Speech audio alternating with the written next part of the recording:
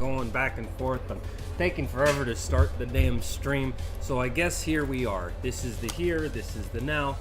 What's going on, everybody? I hope to God that the things are working. I'm still in the process of how do I say this? Doing things the right way. So where do I even find this stuff? Streaming software? What is this? All right, I just got to make some quickie adjustments. Don't like that. Change that. I do need to see. Let me listen to this. See if the music's good. That's a bit on the loud side. Streaming software. What is this? All right, we're gonna bring it down quite a bit. Quickie adjustments. Don't like that. Wow, that's just gonna be a fucking terrible feedback loop. So, in a few seconds, I apologize for what's to come. Where is?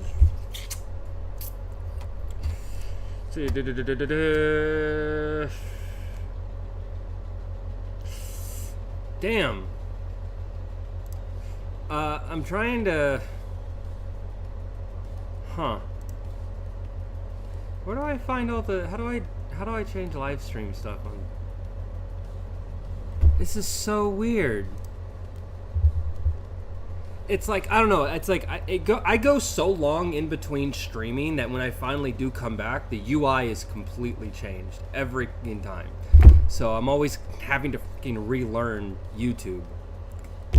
Ugh.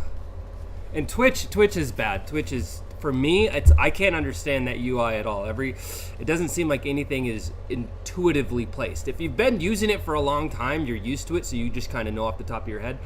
But like, it's not intuitive enough for someone just coming into it, or someone that, like me, just has like the absolute worst memory in the world. This is strange, man. Because I can't change. Why can't I change anything? It used to be, I used to be able to go on and I could control my live stream from YouTube itself and make adjustments, but I can't do that. All I can do is change the title and the description. I can't change the category, which doesn't make a tremendous amount of sense. So I'm kind of just trying to figure out, where do I even make these changes? Anyway, no, it doesn't matter, because I'm just talking just to so we're not surrounded by silence. I should probably listen to that again. Let's see how the music's doing. Oh my god! Dude, why? Oh my god, I'm not even... Anyway, no, it doesn't matter, because... let's bring it up. So it's negative 32. Pause again. I don't know at which point the music can be heard, or I can't hear it. It's all embedded into the stream itself. So, why does it do that? Oh my god! Not even.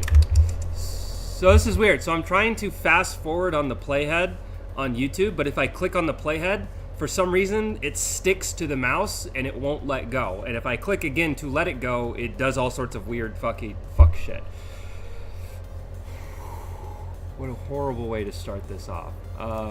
I just need to hear if the music's good or not. I'm trying to fast forward on the playhead on YouTube, but if I click on the playhead, for some reason, it sticks to the mouse and it won't let go. All right, so we're at 28.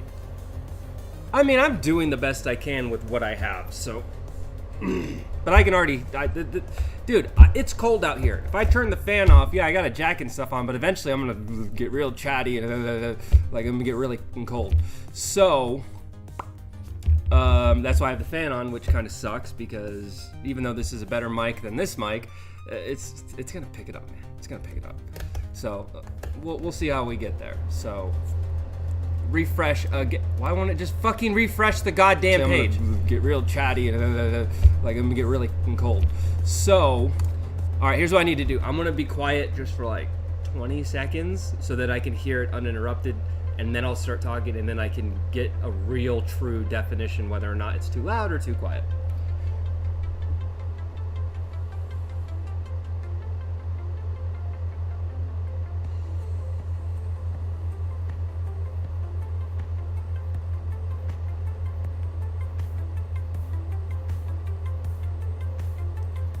Fuck Knuckles. Okay, let's refresh it. Let's take a gander at what we hear.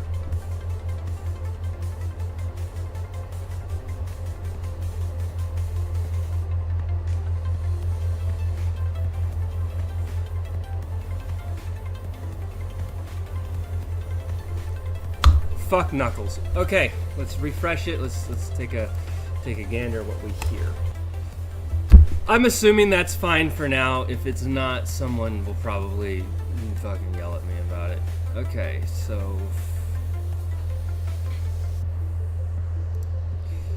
I don't know how to change this.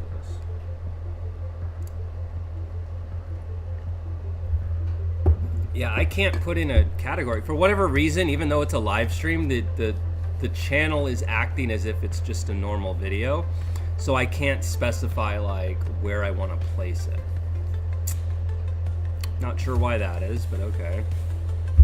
I don't know. Like, I'll eventually get around to kind of figuring it out, but I'm one of those guys where it's like I could spend forever trying to make everything perfect, but I'll never fucking stream. So I might as well stream and incrementally as I go along improve things and make them better.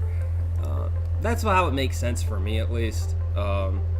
Like, I had it set up years ago and everything was fine with the way things were back then, but obviously Twitch has changed, YouTube's changed, like a lot of things with streaming have changed. And they're not like massive changes, it's like UI changes, where certain things are placed, how certain things connect, how you drag one file from here to there, like little nuances that when you stack them all up for someone like me that hasn't kind of been around here for a while, yeah.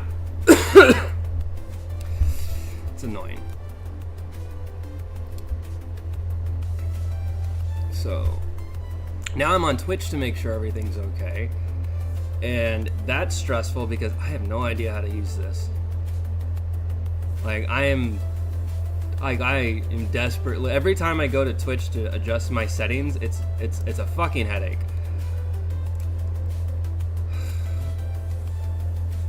But on the upside, at least the menus are there. They're just, why is he offline?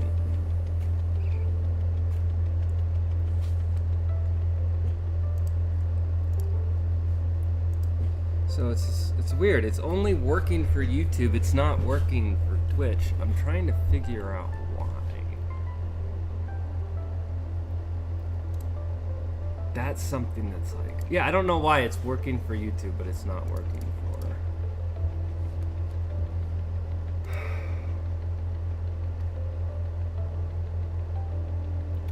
It's so weird. It's almost like it's not even.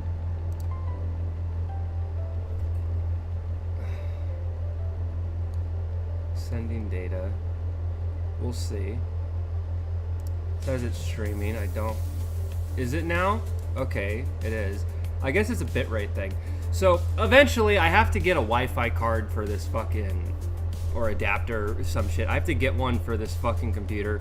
I'm still hardwired in through Ethernet, which you would think is actually really fast, but for whatever reason, either the firmware in my router or the firmware in the computer or some shit, it's slow. Even though I have gigabyte internet, for some reason through Ethernet, the max I get is like 30 megabytes. Yeah, there's nothing to argue about that, dude. That's 100% true, man. Any motherfucker that doesn't believe so needs to definitely fucking be checked out and publicly executed, because that shit's fucking abhorrent, though. Hey, if this is your first time here, we don't do that high school fucking debate class bullshit thing where you fucking take a super controversial thing, you choose the very obvious, right, correct, moral, ethical thing to argue for, and then you make me try to do the devil's advocate thing and argue in support of the horrible thing. No. That's not what we fucking do here. We shoot the shit, we have fun, and we bitch, moan, and complain about the world around us. And at the same time, if we disagree on something, we try to find common ground. But no, we don't do the thing where you argue this side, I argue this side, so that I look fucking awesome. Look at me, huh? Look at the streamer advocating for something that everyone thinks is abhorrent. No, we don't do that shit here.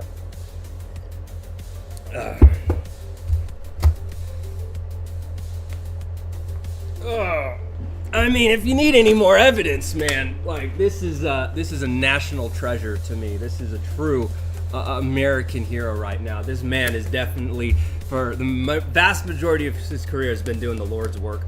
Also, he scammed a bunch of people with some merchandise and stuff. He didn't do anything like kid diddling or anything like that. But yeah, that's called a title. It's supposed to be catchy to bring people in. And then you came in and I clarified for you the specifics of what that meant. Will I argue with anyone about anything? Absolutely.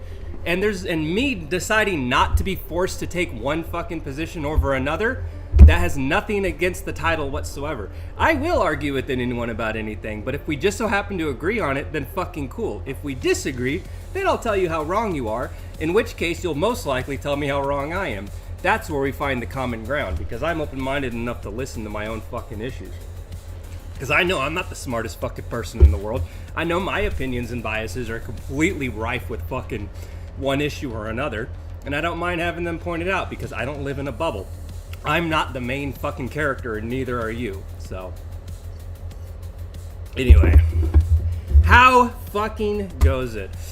Welcome to the dog shit program that I am trying to fucking cobble back together, and it's been so fucking long since I've done this that the UIs are completely different. So, but I'm working on it. I'm fucking getting there. Was supposed to be doing boys' night girth gaming with the boys, but I haven't heard from anybody, so here we are. Which is fine. My friends will probably reach out and we'll hang out. Or I've probably annoyed them enough where they just want to pass on me this weekend. Who fucking knows, dude? Could be either or. Either way. Dude, what is with this shit, man?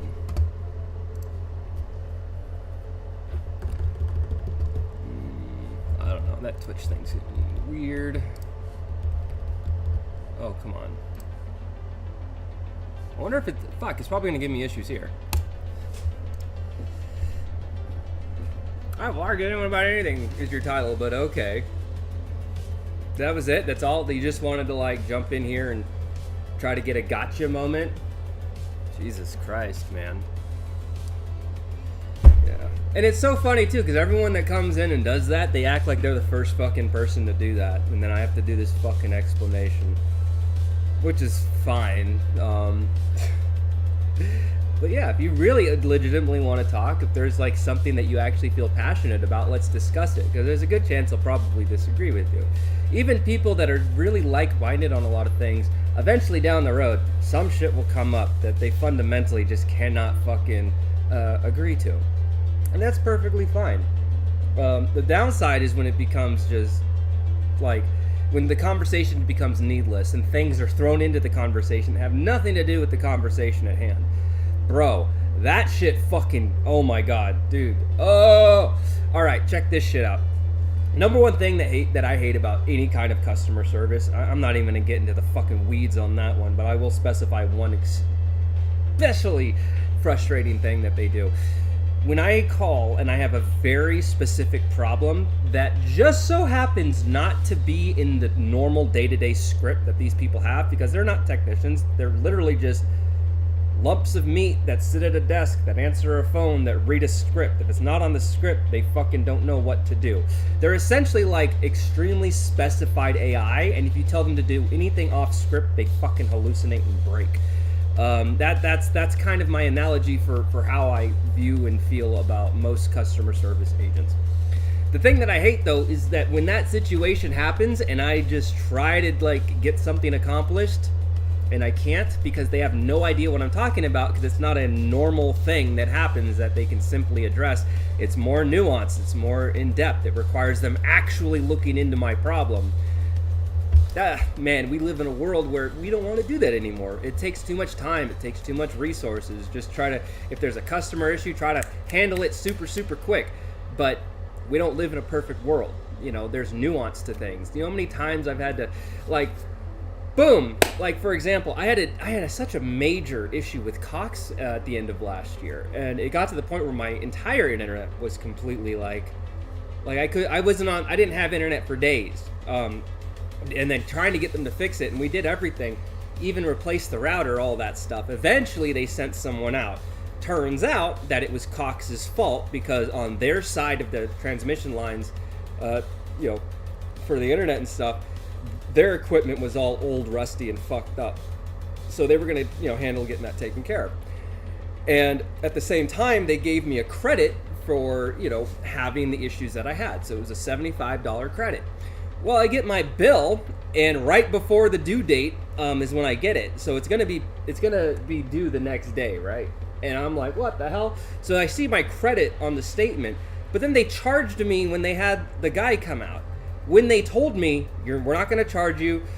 I didn't sign anything. There was no work that was done. The guy came out, he looked at my equipment, then he went out to the street, looked at Cox's equipment, realized Cox's equipment was the problem, put that as a note down, came back and told me, yeah, they're going to send someone out probably either tomorrow or the next day to get it handled. Sweet. You don't have to pay anything, or you're not responsible for anything. Great.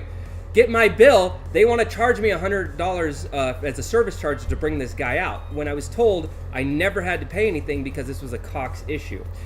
So calling them to explain this was very, very difficult. I was on the phone for hours, being bounced around from one person to another, because they just couldn't wrap their mind. It's like, oh, you had someone come out and they fixed your stuff. Yeah, that. I'm like, no, that's not what happened. Listen, that you guys decided to send someone out because my internet was screwed up.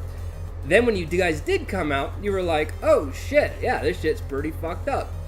And then everyone agreed it was Cox's fault. I was told I wouldn't be getting a bill for the visit, that it was your guys' doing, blah, blah, blah. And trying to explain this to them and even have them look in the notes. Like, well, I see here on the notes, yes, that when the technician came out, it said it was Cox's fault.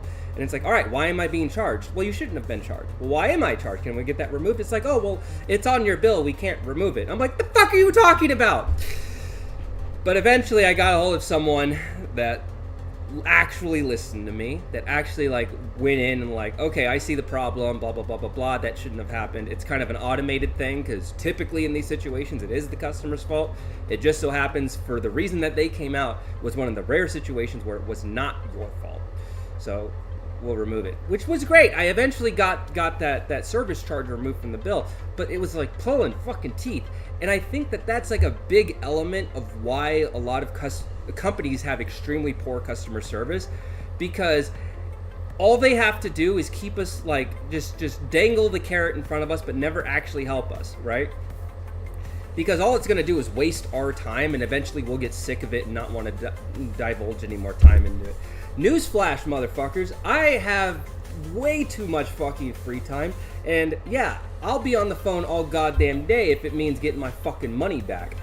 It's like, I don't get it, man. How come this is the world that we have set up? Like, me and you, just normal fucking guys, right? If we owe someone money, we're expected to pay. But if a corporation or the government somehow gets an overpayment or double charges us or takes too much from us, and they are supposed to give it back, 3 to 5 business days, 6 or 7 months, you'll get it eventually. It doesn't fucking matter. But if we owe them, our credit goes to shit, blah, blah, blah, blah, blah. Why can't they be a reverse? If a corporation owes me, if they owe all these fucking people, why aren't they fucking getting financially fucking in trouble for it? Oh my God.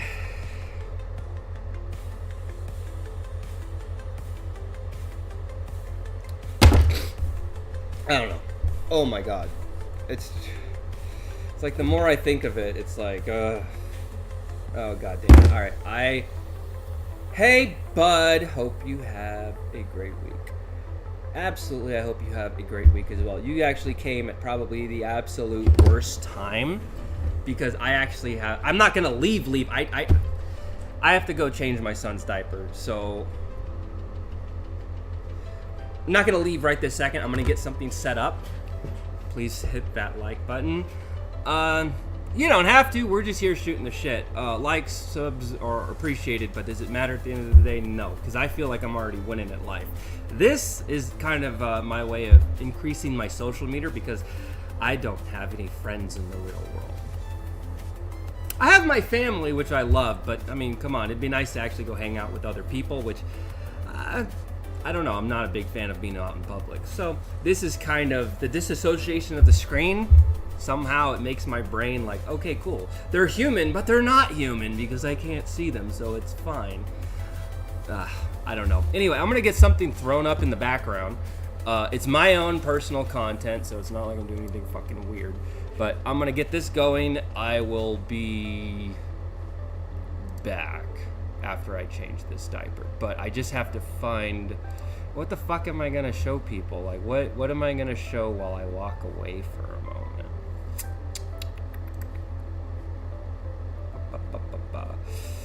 I love my audiobooks, but they might be a bit much. We either have...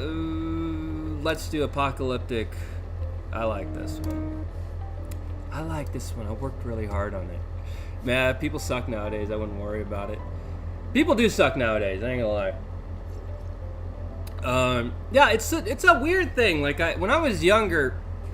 I mean, at least, especially before the military, but when I was younger, man, I'm still, like, outgoing in the sense, but I'm not, like, what are you arguing about? Oh, we're going to be arguing about anything and everything. It doesn't matter. It's not one of those things where you choose a side and I choose a side. We just, like, for example, hey, who'd you vote for? And then we could argue about that. It doesn't, you know what I'm saying? It's like, we're not forcing anyone into one side of an argument, okay? It's, we're trying to have a productive discussion about the world and, you know, maybe enlighten ourselves to perspectives. Because, look, man, I'm not the main character. You're not the main character. None of us fucking know the truth of anything that's going fucking on. We're all trying to fucking make sense of this fucked up world around us.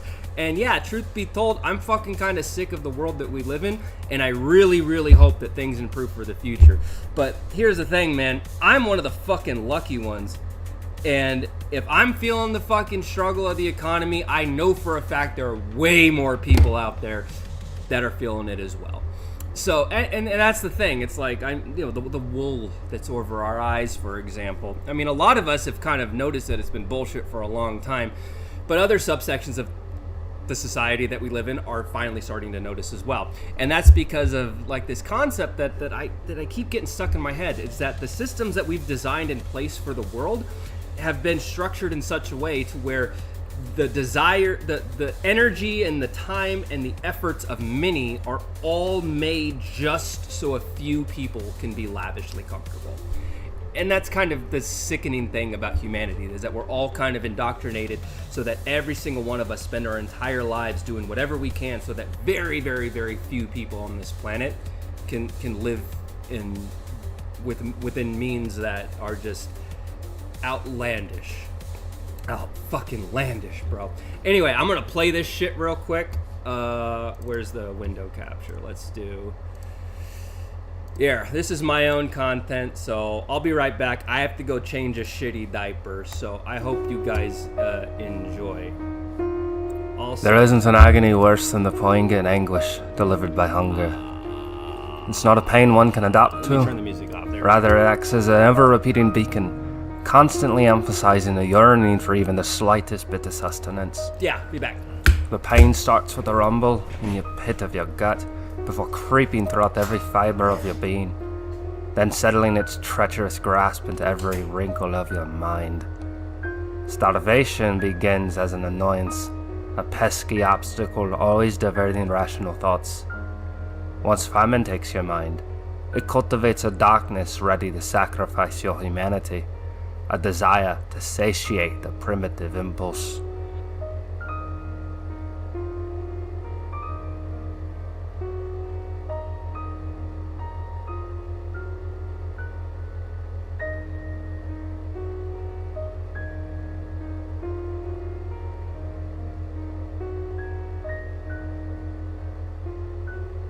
Of all the short stories in the Reset, nothing haunts me quite like the first paragraph in Last Resort. In most apocalyptic tales, hunger and starvation are presented as just another fact of life, a new standard to the status quo brought forth by the end of the civilized world. Searching for food is depicted as a trivial task of survival, a mundane annoyance that is often placed on the back burner unless necessary to drive the plot forward. When presented as the focal point, hunger itself proves to be a very compelling antagonist. It does not discriminate, as everyone is met with the same impartial severity that comes with starvation.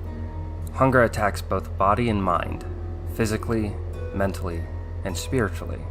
As the creeping sensation pressures those afflicted, the insatiable craving for even the slightest bit of sustenance ushers forth a primal and insidious need to feed. The only escape from this anguish is to satiate the yearning, to quell the maddening screams for even the tiniest morsel, nourishment to fuel the fires of life.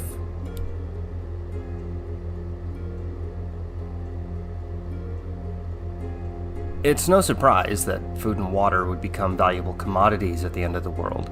Odds are that most of you watching or listening to this will have come from backgrounds or places in the world where access to both food and water is relatively reasonable. Once shit hits the fan and society collapses, the industry and logistics that have provided such an abundance will be a thing of the past. What food remains will quickly be looted off store shelves, scavenged from private residences, and stolen from weakly held hands. Okay. Food means survival. Jesus and once Christ. the apocalypse Alright, that's enough of me doing fucking bullshit accents that I otherwise wouldn't have no idea how to fucking do. Anyway, welcome back to the program. Here I am.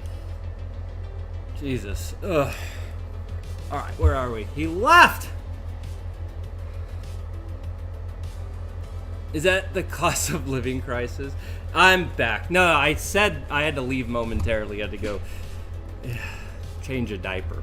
Anyway, no. Like, the cost of living, man, yeah, that's something that we could definitely, discuss if you guys want. And the interesting thing is, man, is I used to have a very particular mindset about the cost of living. There was a time where I drank the red Kool-Aid a bit too much. And there was a time where I was of the mindset of hustle, grind, and do your thing, and try to maximize revenue and independent success and all that. Like, you drink the Kool-Aid while ignoring the realities around you. And as I got older, I was like, fuck, man, I'm tired of this shit. I don't want to be a part of this fucking race anymore. Like, I'm doing everything I can, but like, and I'm thinking it's like, oh, it's my fault. It's nothing about the world around me. If I'm not being successful, if I'm not getting the things I want out of life, the only person to blame is me. Which, yeah, that's kind of a true statement. You have to be an active participant in your own life. But my eyes started opening during COVID. During COVID, I saw that corporations don't give a fuck about us, which is true. They never have. They were just so much more apparent and in your face about it during COVID. Same with our government. Always known our government didn't give a shit about us, but if any time ever, they did during COVID. Look, man, I'm gonna be real with you. Not trying to be a dick, but is McDonald's an essential job? Absolutely fucking not. Grocery stores? Yeah, because people need to fucking eat. Fast fucking food? Bro, no. That's not fucking essential.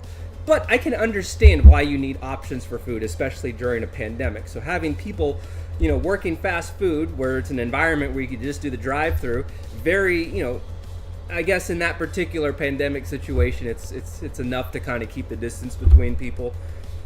You can argue it however you want, but at the end of the day, if you're flipping burgers, that's not an essential job. If you work in a restaurant, that is not an essential job. I can understand they can change them over, but at the end of the day, it's all about fucking money. And the thing is, too, it's like we praised essential workers, like during COVID and everything. When everyone was losing their jobs, right? We praise the essential workers. These are the people that we need. It's like, well, then how come you didn't treat them with respect? How come you didn't treat these fucking people with dignity? You want to say that these individuals are essential. They're only essential for your fucking profits. They're only essential for your pocketbooks. Because everything else is fucking closed. How can we fucking generate revenue? We'll do it through these fucking poor sad fucks. Space don't exist. That's right, boy. It's all laser. It's a laser field up in the sky. And there's a giant turtle we're on top of, and beneath that is a rocket. And that's what's creating thrust as we go through, not space, but the firmament. Why? Because space is a fucking lie. Oh, why? Dude, because it's just a nice day today. Like, it's chilly, but it's not too cold. It's got the sun out, but, because of the lighting conditions, it's just better to have the garage closed. It's better to just be in this nice echoey environment where my audio is complete dog shit. But I'm happy. Thank you for asking, man. What about you? Why are you happy? Bro. Yeah, it's like, I don't know. I feel like it's such like a negative thing, right? Like, I feel like these thoughts that kind of perpetuate, and it's so hypercritical of the world around me, and it's like there's so many times I'm like, bro, just chill. Like, why are you so... I meant the vacuum doesn't exist. I mean, cool, dude. I just fundamentally disagree with the statement, but this is another, like, it's in line with one of those flat earth things I don't really want to entertain, because it's just batshit crazy. Dude, bro, come on. No, absolutely not. You won't argue with me about anything. I'll argue with whatever I want to. Doesn't mean that I'm going to be forced to. Like, you can't force me to fucking take a stance on something. Like I said, this guy talked about, like, the vacuum of space not existing. I'm like, well, you're fucking wrong, but fuck, bro. This is what happened years ago. This is I hate myself too, bro. Like, good God. Like, I feel it every day. Death will come one day, but not now. So that's the weird thing, man. I'm so glad that I have my family. I know for a fact if I didn't have them, I just wouldn't care anymore. And that kind of circles back to the negative mindset thing. That's a lot of words. That's cool, bud. Yeah, it puts me into this, like, dog shit negative mindset, and it's like my own echo chamber where I'm just reverting negative thoughts. And come on, man, it really can't be that bad, you know? But then I look at the news, and it's like, maybe it is, maybe it is. Fucking no, dude. I don't know, it's such a weird time that we live in, and as a parent, it makes me worried for the future, you know? Like, I don't hate you, brother. I don't hate any of you guys, but I do hate myself quite a bit. I do think I'm getting better over the years, but, like, for example, one thing I really don't like about myself, or at least who I've become, you see how I am just shooting the shit, talking with you guys, no fucking problem? That seems like, oh, this guy's great, whatever. But the moment that I fucking walk out into society, I just am... Yeah, I think that's a good portion of it. I'm just like... I can't stand crowds of people. It feels like I'm suffocating. So, but that's why I liked COVID so much, because we had the safe distance stuff, and, you know, like, finally being able to, like, have fucking space when you go out in public without everyone fucking being up your ass, right? Yeah, and another thing I hate it when fucking people talk to me like strangers in public. Like, it's one thing, like, if you want to come and say, hi, nice shirt, or whatever dog shit, but usually it's someone trying to sell me something or beg me for some shit. So usually the thing that I learned to do is just pretend that I'm deaf, right? That's it. And usually when I start doing the fucking gang signs, people fucking walk off. And here's the thing. I should learn American Sign Language. I fucking wrote about it. I wrote a deaf character in my book Shelter, but I never bothered to learn ASL, so I feel like kind of a dipshit for that. But yeah, they want us to go down a negative spiral. Yeah, Garage Dweller. Welcome. You know, fun fact, when I first started doing this stream, I was in my bedroom closet. It was just big enough. Can I spare $1?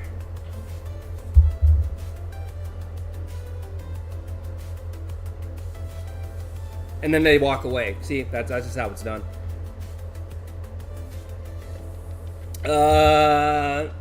You know, I can't choose between the two because I don't know what they're supposed to say. But, like in crowd just seems like common sense to me. Less can go wrong, nothing wrong with small circles. Yeah, true. It's like, yeah, man, it's like, so last year, 2023 was probably the worst year in my life. And I've been through some fuck shit. You know, I saw friends of mine die in Afghanistan. I was there when we pulled the plug on my dad when I was 17. 2023, easily the most heartbreaking and stressful year of my entire life, without going into too many details, but it was all family related shit, and thankfully we kind of made it through it. But it turned me into a very pessimistic, negative person. And I feel like I'm a year after, because when we turned over to 2024, my New Year's resolution was to be more pleasant. And the me that's talking now, very different from how I was early 2024. If anything, when I started off that year, I was bitter. I was resentful. I was angry. And I was not a pleasant person to fucking anybody. And it was rough. But eventually, I went to therapy. I got on some new meds because apparently the ones I kind of had a plateau effect, which kind of increased the fact that I was like having these emotions. And so I've been better. Fuck. I hate to do this again. Speaking of meds, I'm gonna go grab my meds right now because I forgot to take them this morning. But that's really fucking important. The government is owned by billionaire oligarchs, and the wealth of America is paid off by future generations. The bubble will pop because the wealthiest are the greeted. So it goes. Dude, thank you for your service. Sorry you went through all that. No, it's all good, man. It's life. It's not the end of the world. I'm fine. We all go through crazy shit. A lot of us see crazy shit. The perfect form of straw man, non-argument, and fighting, and flight and negging. Huh? Wait, what do you mean? You said something interesting. What do you mean by that? You suck. Fuck you. Dude, Adam West just told me to go fuck myself. Wait, isn't Adam West fucking dead? He came back. Batman came back from the grave to tell me to go fuck myself. Wait, I'll wait. Yeah, the government oligarch thing, blah, blah, blah. Poop or fart, which is funnier. Ooh. Yeah, we could talk about that real quick. I mean, the fart is funnier just as a blanket, right? Because you can at least get over the fucking lingering smell of a fart. If someone shits their fucking pants, bro, it becomes funnier and funnier the more time goes on. I think most of them are, but it's kind of fine. You kind of look like a doomer. Bro, I kind of am a doomer. Like, look, all of the fucking books I've written are all about the fucking end of the goddamn world, bro.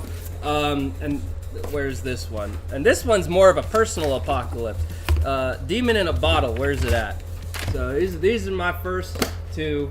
And then over here, Demon in a Bottle, which I love immensely. This is about a crack addict that dies and sells his soul to the devil.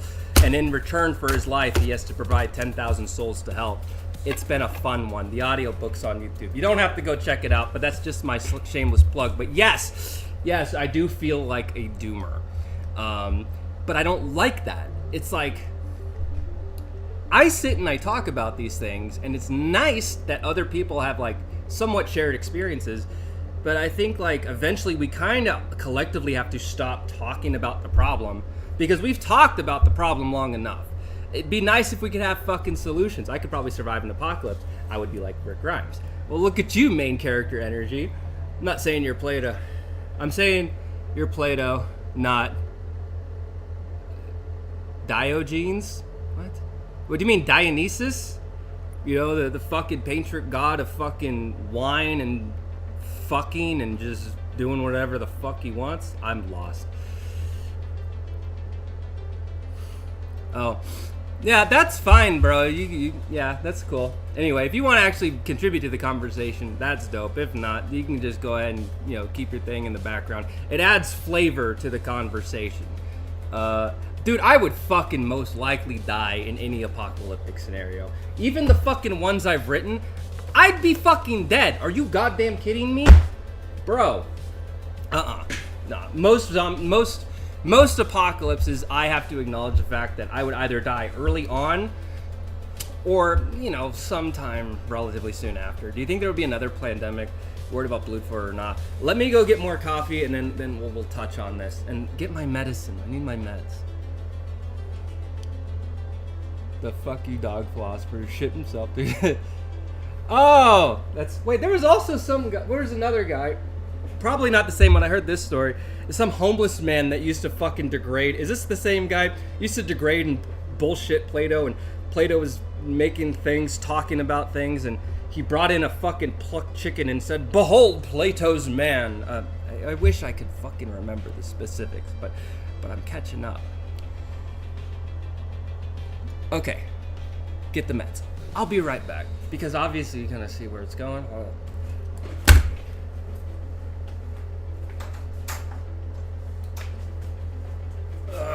Fuck me, I don't want you guys to fucking not have something to fucking Here, this is more of my fucking On video us, essay. Enjoy. survival becomes the only law of the land.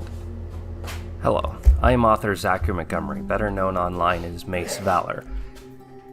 If this is your first time seeing me, thank you for both your time and consideration. I've always wondered what I would do with my YouTube channel. Not just a creatively uninspired what will I do, but a deep, honest self-introspection to my presence on this platform. What will I do as a content creator? Writing has always been a passion of mine, but that isn't limited to it being a hobby I enjoy. Rather, the creative outlet of the written word has been therapeutic in ways I can hardly describe. So, my plan moving forward is to do what I love, what brings me joy, and what I do best: write. Specifically, writing video essays about genres I write books about, dystopian and post-apocalyptic.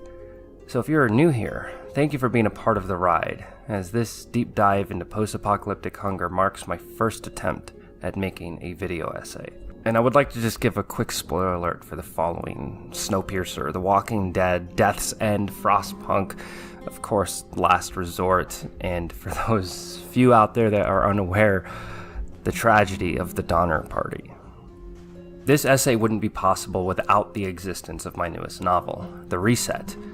Taking place before my first book, Shelter, The Reset consists of several short stories following the experiences of people as they adapt to a now ruined world, post-global economic collapse. From a father-son road trip gone wrong to a misfit gang of disgruntled veterans ticking off items on their bucket list of once illegal adventures, The Reset aims at deep world building through the eyes of survivors as they piece together their personal struggles in a forever altered reality. The book is available on Amazon in both physical copies and ebook. You can also read both books for free through Kindle Unlimited. And if you want to listen to an audio version of The Reset, it is available now in its entirety.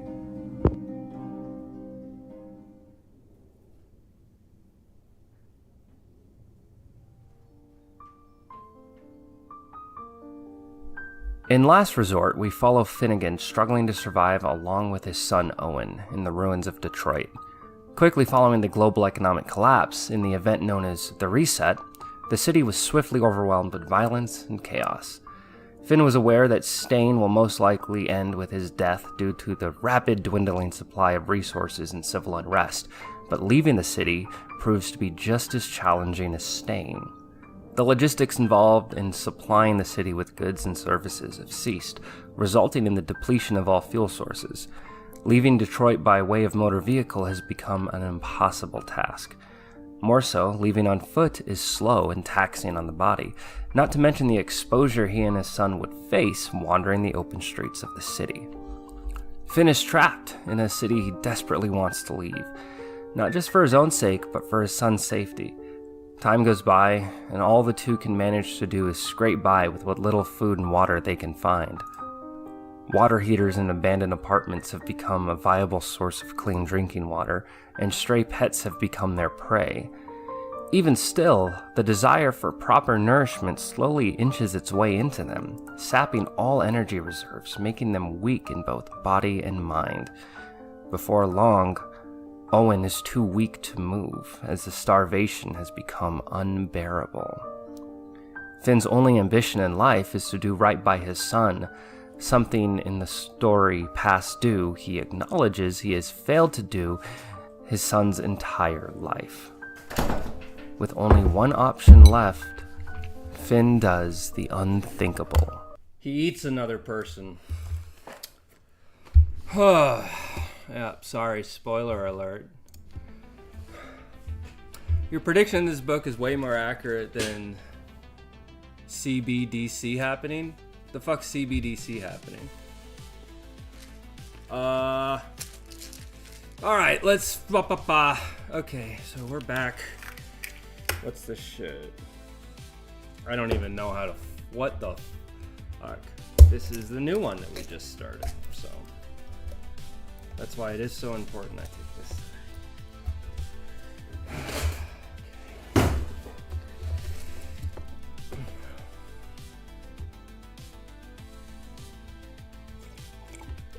Oh, am I worried about another pandemic? Well, yeah, I mean, it's a possibility. I mean, viruses and shit, like, they're weird, man. Central bank digital currency. Oh, yeah, it's a fiction book, so it's not like these things are possible. You know, it's let's see, what is it? I'm not going to go too into detail with this, but yeah, it's the world of Shelter is not a mere copy of our own. There are some alternate history things, but you also got to remember I wrote this back in 2016, published in 2019, right before the pandemic.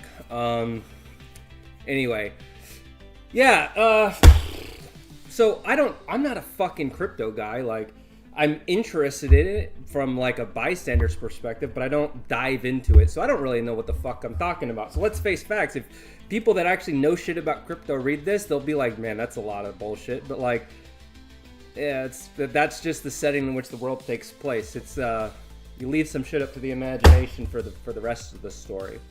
But, you know, anyway, about the crypto bros are going to want to read about the end of the world because of crypto, because they think it's the fucking end all be all, which is, look, man, as far as crypto is concerned, the only thing that I've seen like come out of it is people fucking scamming others for fucking money. Like, same with like the NFTs things. Like, where's the utility of NFTs? I've yet to see that manifest. Shit. Yeah, that's considerate. What was considerate?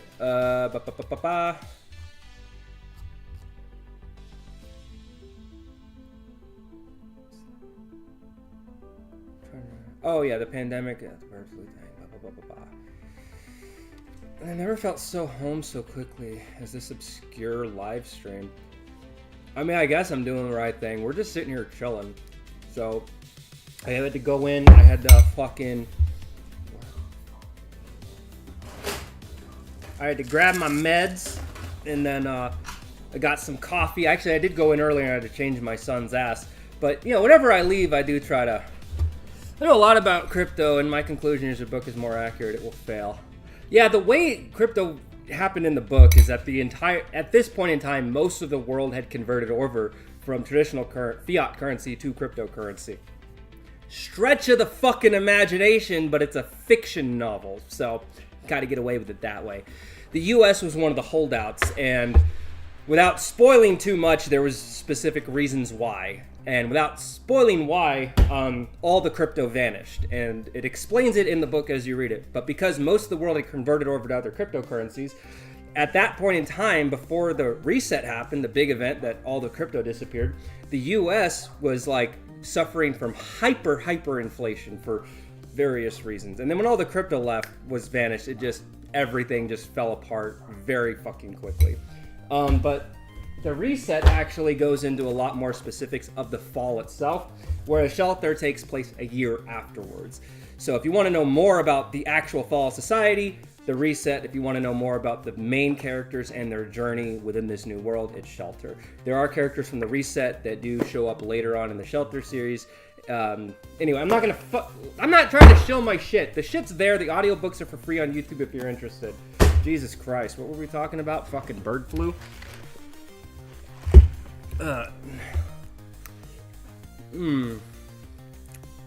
That's cool. I have no idea what that means. Bravo, dude. Like I said, I'm just some sort of layman that, I understand crypto. It's like used for this and that. Good services. People use it to invest. You know, some people use it as a digital currency. Blah, blah, blah, blah, blah. Blockchain. Fucking blah, blah, blah. I don't know the fucking ins and outs, bros. Like, I fucked around with Nice Hash and I've mined some shit, but holy shit, what did I just join? Bro, both of us, man. I don't know what the fuck's going on either. We're just shooting the shit, basically. We'll argue about anything, but if we agree on it, then fuck it. Let's talk about how awesome we are. Anything based on electronics will never fail. Your grid will get zapped one day sooner or later. Bro, there's a fucking game that came out, was it last year? It came out in early access. It's called New Cycle. It's like a city building game. It reminds me of, like, kind of, parts of it remind me of Anno, parts of it remind me of Frostpunk. OG Frostpunk, not the second one. The second one, oh my god, that was one of the best games I played last year. But, it's the underlying... Well, that's the thing, too. If the grid goes down, I mean, what are you going to do? You can't spend your crypto, so cash is king, baby. That tricycle starts pedaling itself. I'm out. Oh man, that'd be funny. See, I have no idea what the fuck I was talking about. I get so distracted so fucking easily. Oh, News Cycle. It's a city building game. It takes place 50 years after a geomagnetic storm had destroyed the Earth. So you're playing as like the descendants of the survivors of that event, and you build a city. And as you're building the city, you notice that there's another cycle of this geostorms ready to come at you again. So this time, with primitive technology compared, because we're using scraps of the old world and trying to get things to work again, you have to build a bunker to hopefully go underground when the next geostorm happens. I haven't beaten the game yet, but because it gets to a point where you make progress, and then the amount of progress you need to make to finish the game it's very much so exponential. I want to play a game. Games are fun. The grid goes down. We can also cook hot dogs on a propane grill. Dude, like, here's the thing. Like, I don't want to be one of those fucking guys that's like, oh, doom and gloom. We need to fucking have a basement filled with fucking canned goods and weapons in case, like, the world ends. Like, I think to a degree, having some level of emergency preparedness is actually really good for fucking anybody. But I'm not in a financial position where I could just fucking do that. You know what I mean? Most of us aren't. Because a lot of that prepper stuff costs a lot of money. But at least having like a backup, like backup water, backup food, like little things like that, I think everyone should have in case of emergencies. Holy shit, you're cynical. You saw how easily it fails in 1 second, smart bastard. Wait, how bad what fails? But my dream, my piece of zen, which I would love to have, but I'm content with what I have, so I'm not really considering asking for more. But let's say in a perfect world, I'd live on a homestead in like Colorado, more likely Wyoming, but you know, somewhere up there, somewhere green, some nice prairie probably. Have like a homestead, acre or two, be able to garden, not like have to fully only rely on gardening as my as my way of feeding myself. I don't know. I think you're a great person. Reed Richards, I think you... Wait, which version of Reed are we talking to? As long as it's not the maker. Yeah, Reed, you're great, bro. Fancy technology so easily breaks, and exactly how. Here's the thing. I think it's going to get worse as time goes on. Because I, like, look back at our grandparents and even our fathers. When they had shit, that shit lasts. I got fucking tools in my tool cabinet stretching back a couple generations, and they still work just fine, you know, clean them up, whatever. You know, these things that are handed down. But nowadays, everything's made to be temporary. And then specifically talking about fucking technology, here, this is, what is this? iPhone 11 Pro, right? And I try to keep this thing in good condition. It's fully paid off. I don't try to do the rat race thing. For me, this still functions just perfectly fine, right? But I do have a problem with it. If something were to happen to this, I have an interesting dilemma. Me, myself, I know how to take these apart and replace shit. I prefer to be able to fix my shit as opposed to throw it away and buy something new. But the systems are designed in such a way to where even if you just have a battery issue with this, it costs hundreds of dollars to get that fixed. Why? And they put it under the guise of, privacy, you know, we want to protect the user, this, that, and the other. It's like changing the phone and a battery isn't that fucking difficult. It became difficult because you fucks completely designed your phones to be disposable so that instead of actually fixing them and making them fucking last, we just fucking cycle through, and we get more debt, and we get more debt, and your profits go up, but nothing ever fucking changes. Dude, the missus has the much more newer version of the iPhone than I do. Not the newest one, I think she's got a 14. Far newer than mine, right? So because of that, you would think that hers is so much better than mine. They're basically the fucking same, and these phones came out years apart. And there's slight differences, but nothing that warrants fucking replacing this with that.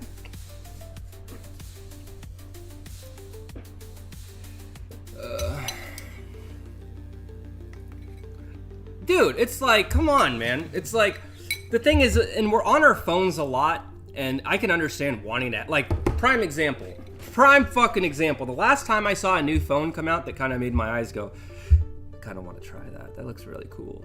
There was 2 phones to that degree. One was the Microsoft Duo, because I owned a Microsoft Windows phone back in the day.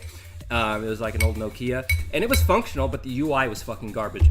But now that they were working with an Android operating system, I'm like, let's see what they can do.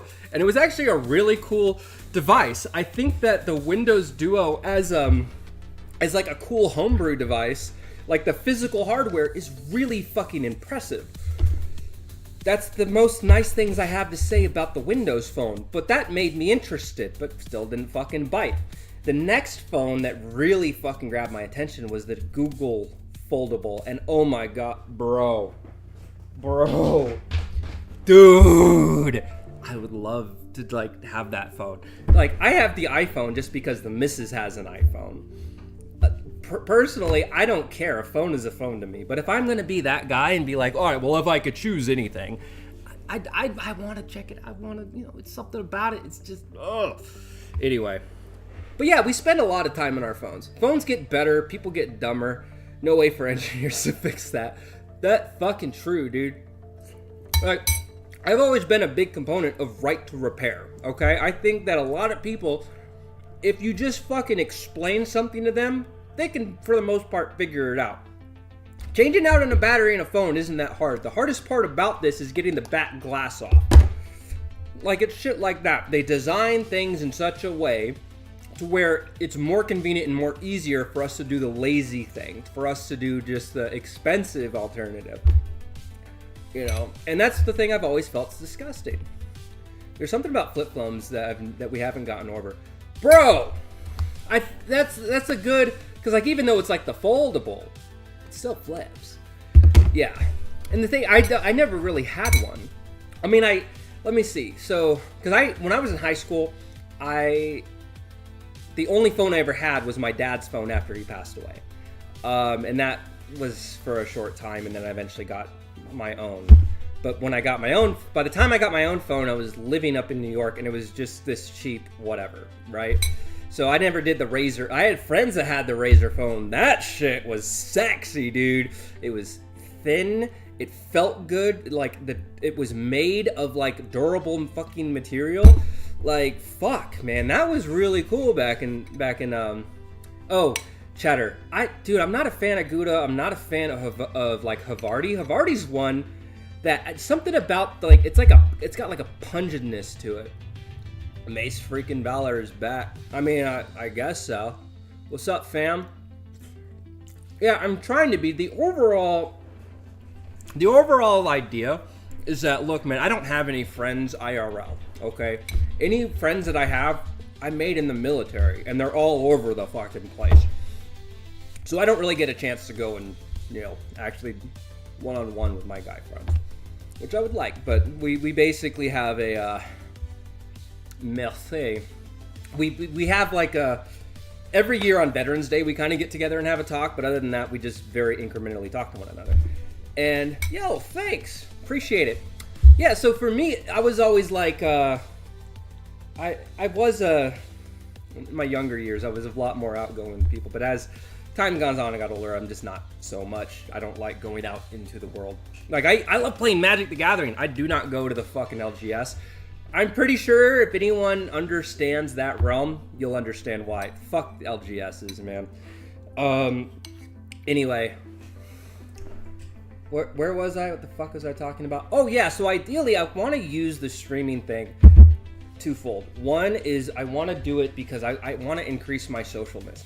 Last year, I kind of tried to hamper down my emotions, like steady myself a little more and become an overall more pleasant person, because 2023 was a bad year and it turned me into a very sour person. So 2024, I did the self-improvement thing, trying to work and improve myself and how I interact with the world, because I can't always be angry at the world if I'm always the one that's by default angry. So work on myself and then evaluate from there.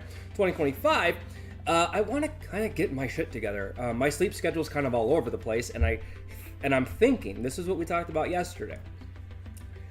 I think that if I can get my sleep schedule in order, I can arrange a streaming schedule that doesn't affect my life. So basically, go to bed on time at night, a decent hour, wake up at a decent hour, stream in the morning, and then up until about 10 or whatever, and then at that point I can go off and do the dad stuff for the rest of the day. Don't have to, focus on the streaming element. So I think that will kind of work. All right. Garbage in the meta, solid in real life. Parallax, Tide, and Copperleaf Angel. The queen in his prime, the better than Strip the king in every way. Sit up, or... Oh, bro, you really want to talk? Straw has one hole. Sue, sit down. I do this... Alright. Like, y'all fucking... This is TMI, but since we're fucking talking about it, right? So you get, you get your toilet paper, you get it nice, and then, so this I have it, like, it's like a long rectangle. What you do is you gotta spread them cheeks, right? And then you take it while you're sitting, that way, because if you stand up at all, your booty cheeks close. And then that shit just smears everywhere, and you're just creating more work for your fucking self. Also, if you're fucking lazy like me, just do it while you're fucking sitting, man. Have a fucking siesta. Throw some fucking TikToks on. Wipe your fucking shit. Fold it. Wipe again. Make sure it comes out clean. Oh shit, there's blood on it. My fucking hemorrhoids burst. Oh well. Flush and then carry on, man. Ow. That's just me. I don't know. I think I'm probably weird like that. That is definitely TMI for the universe. But yeah, Straw has... This is a conversation that I had years ago, back when I had this show on Twitch. Yeah, Straw has one hole. Handstand to wipe, bro. If you can do a handstand and wipe your ass, bro, you won, man. You won something. Straw has 0 holes because space is black hole matter and everything's on. Oh my god. Bit too specific, but like from what we understand and how we interact with solid objects, let's use that as a baseline. Speaking of straws. Anyway, so this straw, it's one continuous structure. Yes? One continuous structure all the way through. All right, so how many holes does it have? Well, it just has one. The hole is determined based upon the structure itself. There's one hole. How is it only one? There are 2 ends. All right, how about we take this and we shrink it down as much as we can so that there's virtually no length to this. There's still only one hole. How many holes does a donut have? A donut only has one hole. You have to look at the structure as a whole, not the fact that whether or not there are 2 different ends of it. Of course there's 2 ends of it because of how the structure is made, but there's only one hole in the entire thing. There's not 2 because there's not. There's 2 ends of the structure, but there's one hole throughout the structure. Is there a second or third hole? Only if you ask nicely. And, you gotta, like, buy her flowers or some shit. What? Oh, this? Fuck, you can't even actually see the damn thing on it. Well, I don't even know where it's at. Booyah! Will the bonds break down, creating a larger holes over time? Specify. What do you mean? Dude, GTA's at, 6, right? That's what's coming out. It's like, I think that in the gaming space, I've become really jaded too. Like, I'm less and less excited for a lot of games coming out. There hasn't been my fucking hot take, my shitty opinion, there hasn't been a good fucking Assassin's Creed game in fucking years. But then again, I kind of stopped playing after Black Flag, so.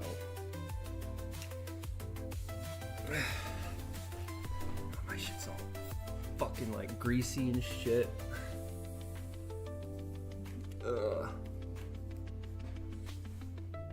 Yeah, this is why I just throw the beanie on, because like I haven't really even, like since I started growing my hair out, like I don't know what to fucking do with it. I haven't had a hair this long since fucking high school, man. So it's like all new to me. Dude, you're so wrong, so embarrassing. I know, it's crazy. Tell me about it, bro. Shout out to... Hold on. Let's get this going.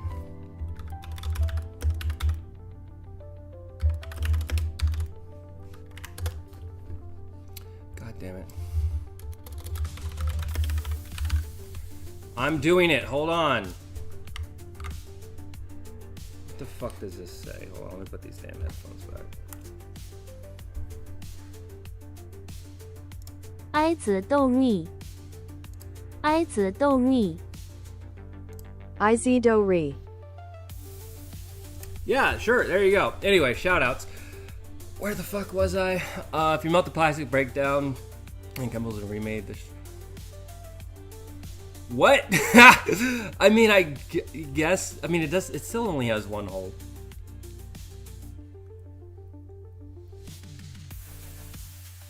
Oh, well, we're just gonna take a screenshot of that comment and I'll give that a go. No, what am I doing? Fuck, did I do R or S? Sorry. I want to get this before it goes away. I'm definitely gonna check that out. I have some of those items, but I'll take it, man. I'll give it a try. Like I've even tried girls conditioner, but my hair, it's like naturally like really dense. It's like curly and shit, not like super curly. It's like the longer wave curly. Enjoying a woman's company or loving a woman at all is a homosexual act. Change my mind. All I'm just gonna say, I completely and utterly disagree. I'm not gonna even try to change your mind. If you think that, you know, doing heterosexual things with a woman, wait, what? Yeah. Can you argue about Israel's right to exist? I mean, we can go there if you really want to, because I mean, of course, I've got shit to say. I'm gonna give you the fucking the end game, and we'll kind of work back from there. I don't give a fuck about Israel or Palestine. They can both fucking burn each other into fucking rubble for all I give a shit. I'm tired of my fucking tax dollars going over there. As far as I'm concerned, on a human level, yes. People have a right to exist. Same with fucking Palestine. But these both fucking sides suck so fucking badly against one another and with how they participate in the rest of the world. I'm over it.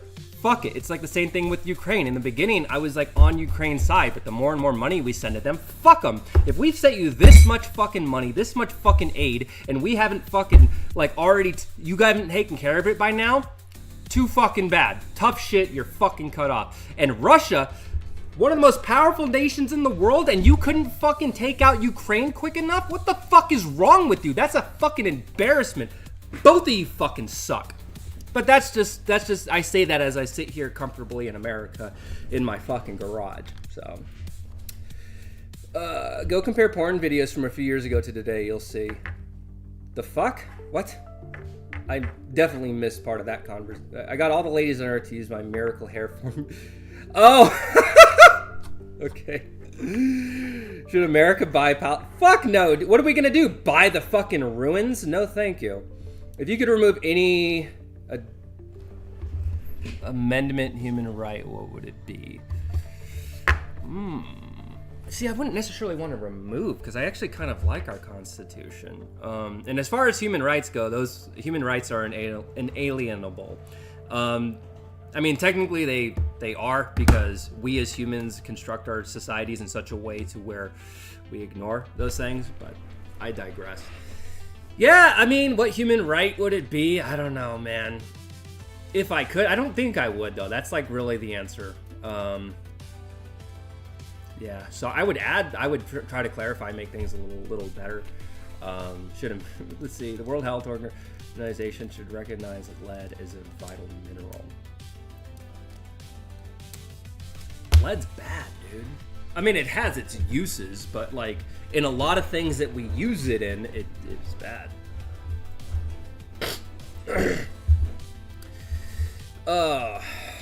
Should the pyramids of Egypt house displaced Palestinians? Ha ha ha. No, as far as the displacement thing, that's kind of like, I have a lot of opinions on these things, but then, when we talk about these opinions and then we look at like how like the real world ramifications of those things would actually play out, people are people, man. Like, I might feel how I do about like the conflict. The conflict fucking sucks. I don't like it. It's stupid. I think that my tax dollars going towards something like that are fucking wasted, especially when it's funding both sides. Like, how does that make fucking sense? But at the end of the day, like, when I look at the human level, the individual, there are fucking, like, because here's the thing. I just got lucky and I fucking spawned in America. That's it. The fucking spawn was random. I got spawned to a meth addict that already had a bunch of other kids that was living off the welfare fucking system. And she didn't abort me because she wanted more money. So I just got fucking lucky. And then even more so lucky when my dad, got custody of me. So I come from a place of American privilege when I have my opinions about the rest of the world, because I do know, like, a lot of these opinions and stuff I have are kind of based upon a nice life. I've had a very good, lucky life when I compare it to other places in the world. Like, when I went to Afghanistan and you see how people are living, for me, it was, like, jarring. Like, the fact, like, oh, wow, they actually literally do live in some of these huts. That's crazy. And you start to feel bad for them, but that's all that they've ever known. And for most of human history, we lived like that as well. So even though, like, because my grandma had told me this when I was younger. Well, she told my dad, but I was listening to her. So growing up, my parents and grandparents kind of split a lease on a plot of land in Mexico. So we would always do family gatherings down there for like vacation and stuff. And my dad, he would remark about how he felt so bad about like a lot of the people and that they were living in poverty, or they didn't have this or they didn't have that. And my grandma basically looked at my dad and was like, what are you talking about? Look, they're happy. You got these kids here playing around, the people that are working their jobs and stuff, they're content. This is the world that they're familiar with. Could things be better? Yeah, but you're basing their quality of life based upon your quality of life. And if you would be in that arena, obviously you wouldn't like that lifestyle because that's not what you're accustomed to, but this is what they're accustomed to. And it kind of opened my eyes to like kind of how different places and people and cultures kind of different blah, blah, blah, blah, blah. You'll argue with anyone about anything at all? Well, will argue with anything, but let me just preface this, because every fucking time. It's not like you choose a side and force me to fucking argue the opposite. We don't do that high school debate shit. We just talk about whatever the fuck we want to talk about. If we agree, cool. If we don't agree, fucking oh well. You can tell me how wrong I am. Anyway. I mean, yeah, it's like my dad, he did care about people, like he did, but what did he fucking do? He just watched, so. No. I mean, for the most part, I think we live in an oligarchy. It's like, when you look at places like Russia, where it's a lot more apparent, in the US, it's just more steps removed. You have individual wealthy people that own corporations. Those corporations then pay lobbyists to lobby things in their favor and bribe government officials. So, yeah, the rich really are the ones in power. It's just there's several episodes removed there's several steps added to make it seem like it's not, when it very clearly fucking is. Jesus. Give me a second. Mirror molecules. Are you talking about handedness in chemistry? Like left-hand versus right-handed as far as molecular structure, and how the same molecule based upon its handedness can have drastically different effects? Is that what you mean? You say you debate anything, won't responding to my comments about intergalactic prop. I get distracted very easily, so if I don't answer some of your shit, you gotta forgive me, because if I go to it, I'm gonna forget everything I was just talking about. So I try to hold on to one thing at a time. Anchor babies. Don't give fucking kids tattoos. That's stupid. But the anchor baby thing, like, oh, you come to America to have a kid, therefore because you have a kid, we can't get rid of it. No, fuck that. We can deport families together. It's like, it's just weird. Like, the U.S. is so weird with the whole natural birth thing, because there's a lot of other nations where they don't give a fuck. Oh, you were born on our soil? Tough shit. That's not how we work. It basically they go off of where your parents are from. Look into private equity buying up mobile homes. Don't even need to look up into it, man. It's a fucking reality. They buy these parks and they fucking nickel and dime these people. It's fucking absurd. Activist billionaires against poor ass people. What's the best economic system? Fuck, bro. Fucking capitalism, unfortunately. And the reason why I say that is because let's take a look at the world and see what has actually worked.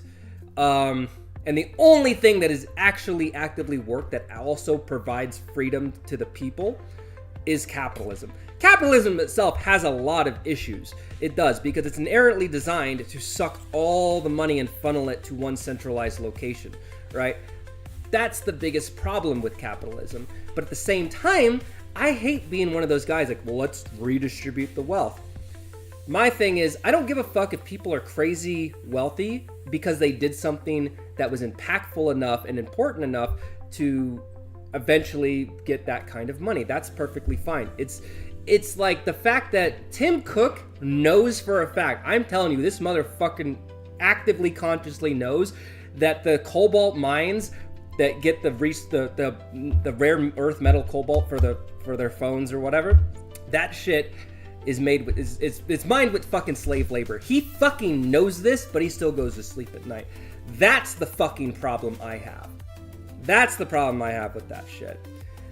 Capitalism, the thing is, capitalism is, the morality of the capitalism is at least gives, it on paper gives people a fair shot. It's the other systems that are tied in with it that kind of gatekeep those opportunities. But by and large, it's the only system where we actually have a fair shot to actually get out of where we're at. Will you tell me why eggs are better than boxes in terms of gifts? I'm sorry, I'm trying to understand that one. Why do we go to sleep knowing that? No, well, that's just part of the manufacturing of bullets. Socialism mostly has to do with workers having equality and stake, not wealth redistribution or welfare programs. Equity, yeah. That's another interesting thing that would be cool if workers could have a piece of the pie of what they're a part of. That would be really cool. I'm not completely against that. Kind of how the stock market works, right? You have all these other individuals that are buying up companies. How come, as you're an employee, why can't the company hook you up? Like, yo, man, you've been really good to us. Here's some stock, man. Here's like $1,000 worth of stock for all of you guys. Yeah, we like you guys. We want to keep you around. Like, that'd be cool. You crack an egg and get yolk. Not equality, equity. Yeah, that's what I'm saying. Equity. Sorry. See? There we go. You open a box and a gift made from something artificial. Huh. Ever since the Federations. Fuck, bro. I don't even know what half of that shit means. Is this some fucking Warhammer shit?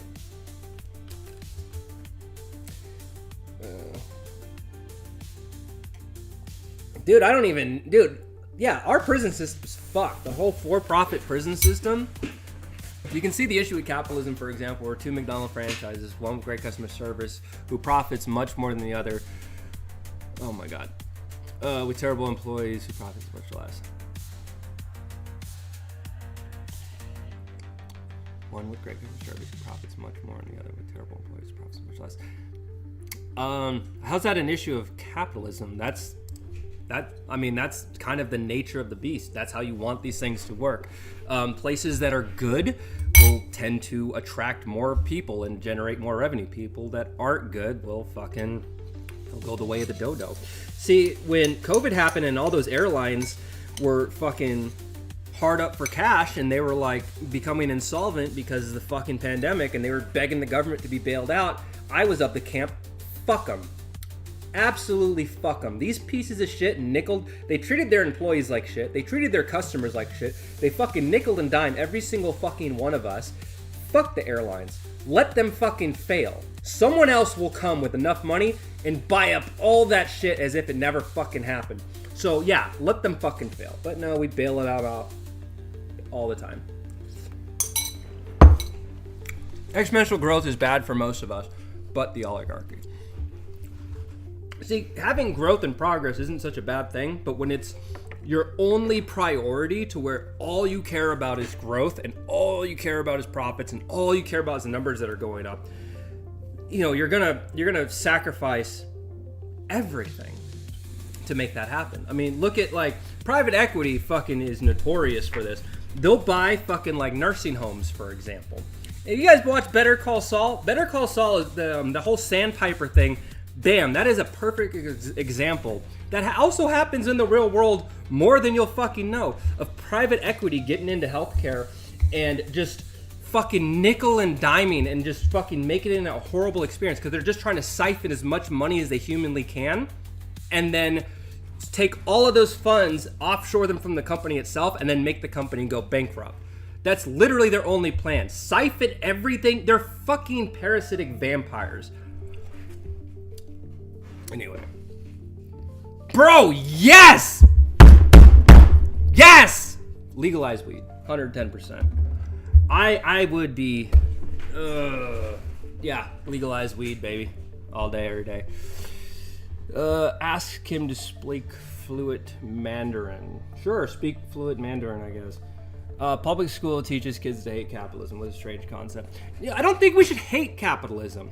I think that what we should do is, because I think as a system, capitalism is fine.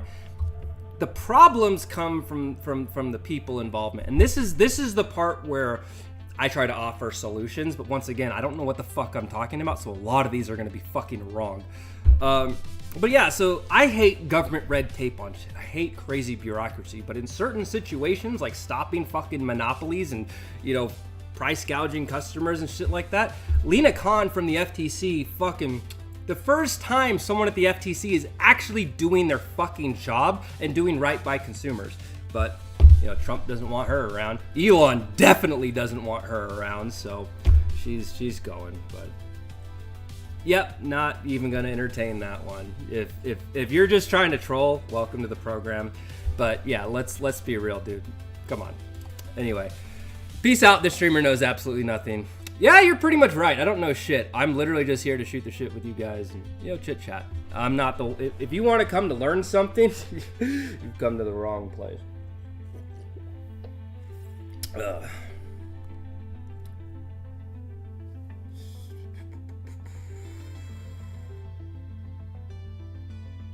R2-D2 is a Dalek? They were popular and Lucas stole them. R2-D2 was a Dalek. I mean... I could see, like, errors of inspiration, but I don't know about... I think it's like a, hey, that looks cool. That's inspiring me to make an iteration of something similar. That's fine. I don't think it's a... I don't think George Lucas stole the fucking... I don't know, man. But then again, I wasn't alive back then, so I wouldn't really know. Corruption sucks. Vote every Sunday. New government every week. Call me down. Yeah, we just, like, get a hodgepodge of different fucking governments until we find one that finally fucking works.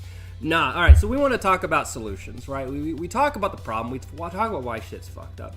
I don't know who Red Bar is, but welcome, I guess. It's a spectrum, full individual rights on one end, absolute collectivism on the other side. I don't know, that'd be wild to fucking see. It's like, alright, it's Sunday, you guys enjoyed socialism. Alright, what do we got today? Woo! Feudalism! Get to the fields, boys! Like, you know? So dumb. Anyway, so, fuck, if I keep just focusing on chat, I'm just gonna, like, never be able to talk about anything. You should definitely check out Red Bar Best Comedy Review Show.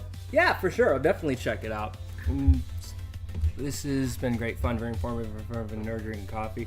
It's not me, that's me, not you. Funny thought I had this week. Vote every day. Wake up to a new car. Oh, every day. So not just like a weekly thing. Oh, that'd be fucking spicy. Who doesn't understand that Tony? I don't know who Tony is. Red Band knows. Anyway, okay. All right.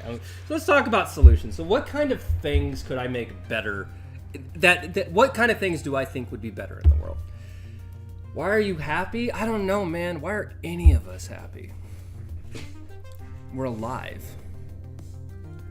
I keep hearing this red bar. All right, I gotta focus on the conversation. I'm gonna get lost in the sauce reading all this shit. All right, prime example. What could I do based upon my own life's experience? I'm saying this wrong. What ideas do I have that think would be beneficial for the world? Bro, I want to so badly, but I'm out. I'm out. But, smoke one for me, my friend. Yeah, so first and foremost, I think one of the biggest the biggest eye-opening things was buying my fucking house. And I bought my house back in 2021. That was one of the most stressful things I've ever been through in my life, is the home buying process. But I was very fortunate. I got in right before the interest rate spiked, so there's a good chance I'm probably not going to be leaving here for a long time. Hence, I am super content where I'm at, because the alternative is paying twice what I'm paying now for something smaller than what I have now. Yikes. Anyway, but it got me thinking. So I'm a vet, right? So I have access to what's known as the VA home loan guarantee. All it is the VA telling my lender, like, no, trust us. We'll make sure that you guys get paid. And the lender's like, okay, cool. We love that so much you don't have to fucking even pay a down payment. And it's like, fuck, dude, I had hardly any money at the time. Like, I had money, but I really needed a place to live, because the apartment complex I was living in, every single year, it went up 10%. And it's like, fuck, if I'm going to renew, but it's like brand new units that were empty. If you're a brand new tenant, it was $1,000 a month for a 2-bedroom. But me, who I paid my rent on time, even throughout the COVID lockdown, when I was one of the few people actually paying my apartments, when I was paying them, not very many people did. They said, wow, you're like one of the few people that actually still comes in and pays rent, because there's a rent moratorium, and even still they increased my fucking rent. And it's like, I can't fucking do this. It's gotten to the point where I'm spending so fucking much in rent. And that's why I work so hard to improve my credit. I fucking made all the sacrifices I could financially, finally got the house. And when I went through that process, it was so stressful, but I came out like, this is cool. Like, I'm glad that, like, thanks to my time and service, like, I had the ability to do this. But why can't it just be this easy for everybody? I mean, fuck, man, if you write down on paper how much money I make versus, it was infinitely cheaper for me to have a mortgage than it was for me to have a fucking apartment. Because, fuck, dude, I was, almost $1,600 a month for a 2-bedroom? When my mortgage is, like, $12 for a 4-bedroom? Like, bro, like, I can't, you know what I mean? So, do your thing, bud. Thanks for letting us know. Let us know when you come back from the bathroom as well, so we can see how it went. We just want to make sure that your parts are okay. Anyway, we should talk about MK Ultra. But yeah, so it made me think of, I don't know why, like, we just can't have things simpler. Like, fuck, like, let's say I went the traditional route, buying a home, right? If I go through my lender and everything, they wanted me to put 10% down, right? That would have been,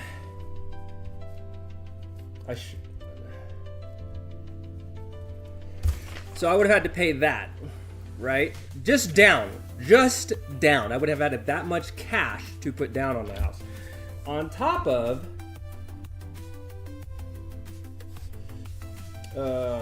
fuck, why am I trying to do math right now? So it would have been just over $35,000. That's closing costs. That's for the house, but this is what you're paying for in, like, all these fucking closing fees and everything.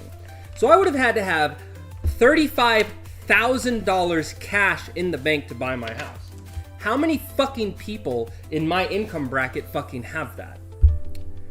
And even still, so I didn't have to pay the down payment, but I still had to come up with roughly $6,000 at the time to pay my closing costs. Which even that was a big fucking ask, because once that happens, I'm not gonna have any fucking money left to move and on top still have to pay for my apartment that I have, which I'm on a month to month, but I still have to have somewhere to live until escrow closes. So, no, I don't. I have a 30-year fixed. But save my wife and I more than the cost of a house. The rent, dude, that's what I'm saying. The rent prices are out of control. So, I just live in the state of Nevada. So, that's where I live. I'm actually a transplant. I'm originally from California. I left California because when our son was born, it was way too expensive just for me and her. So, we moved. And when we moved out here, we were like, holy shit. Night and day difference. Like, the cost of living was just so much better.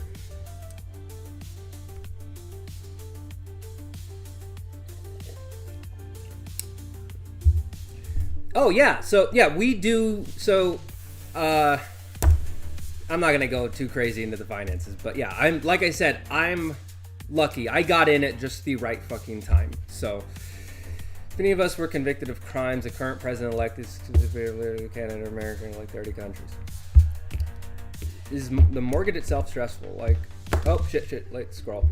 Is the mortgage stressful? Like your work keeps you tied down to one place and it feels like you don't have options.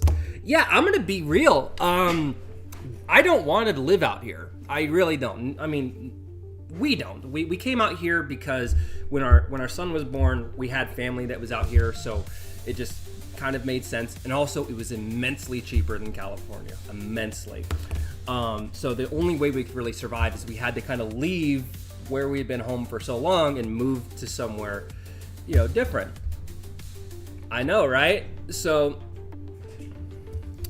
anyway, but that's the... Fuck, this is what I'm talking about. My brain fucking, it turns off if I fucking read something. I have no idea what the fuck I was talking about. What was I saying? Yeah, so we moved out here, all that jazz. God damn.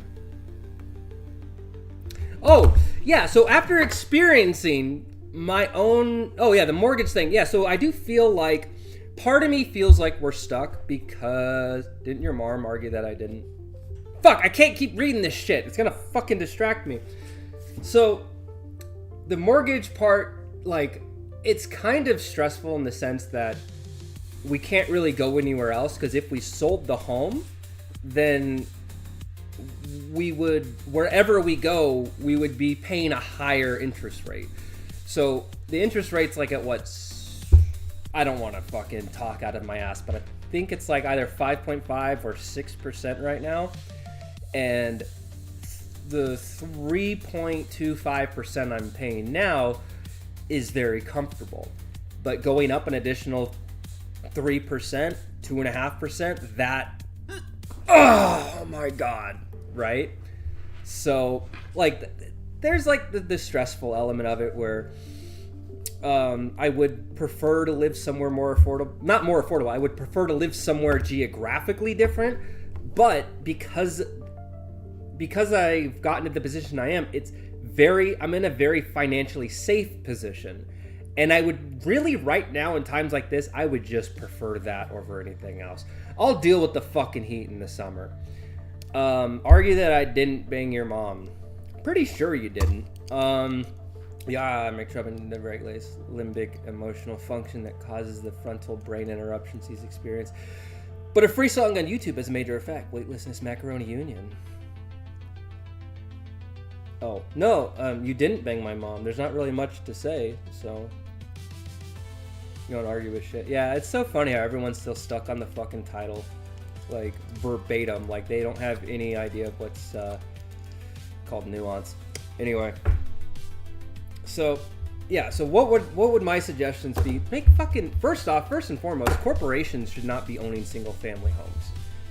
That hot fucking take, we're in a fucking housing crisis. Why are corporations owning single-family fucking homes? Buying up entire fucking neighborhoods. Fuck that shit. Absolutely dog shit. Shouldn't be fucking allowed.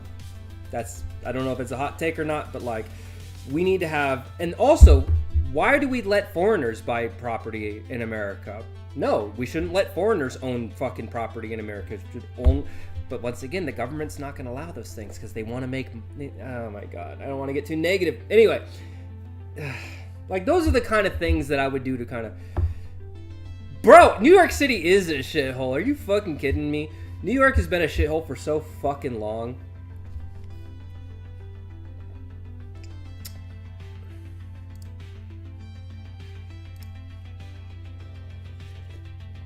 You invited us. Wait, who invited you? No, this is the internet. You got in, trauma-based stuff. State your facts. Oh. Damn. A lot of these were some... What? Non-citizens can't own property? Well, I think they shouldn't. Own any guns? Me, personally, no. I wish I did, but I don't.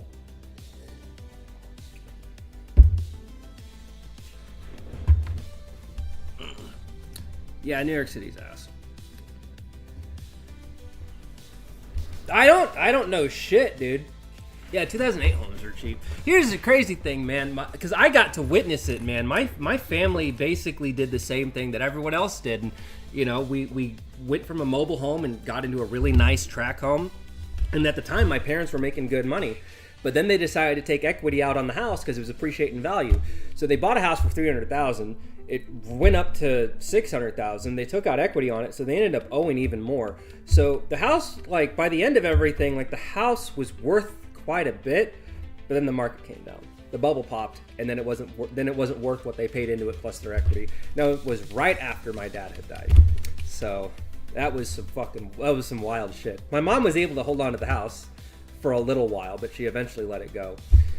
But yeah, like, dude, man, if I had the money I had now back in 2008, you bet your fucking ass, man, I would have been fucking getting some fucking prime fucking real estate.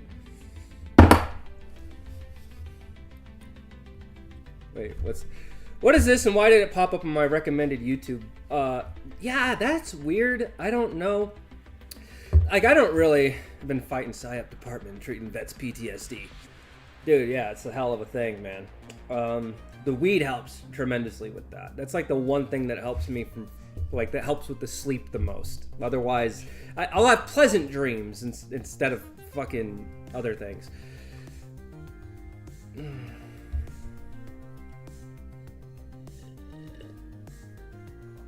Wow, that was a lot coming in. You should give me money for free if you have a lot.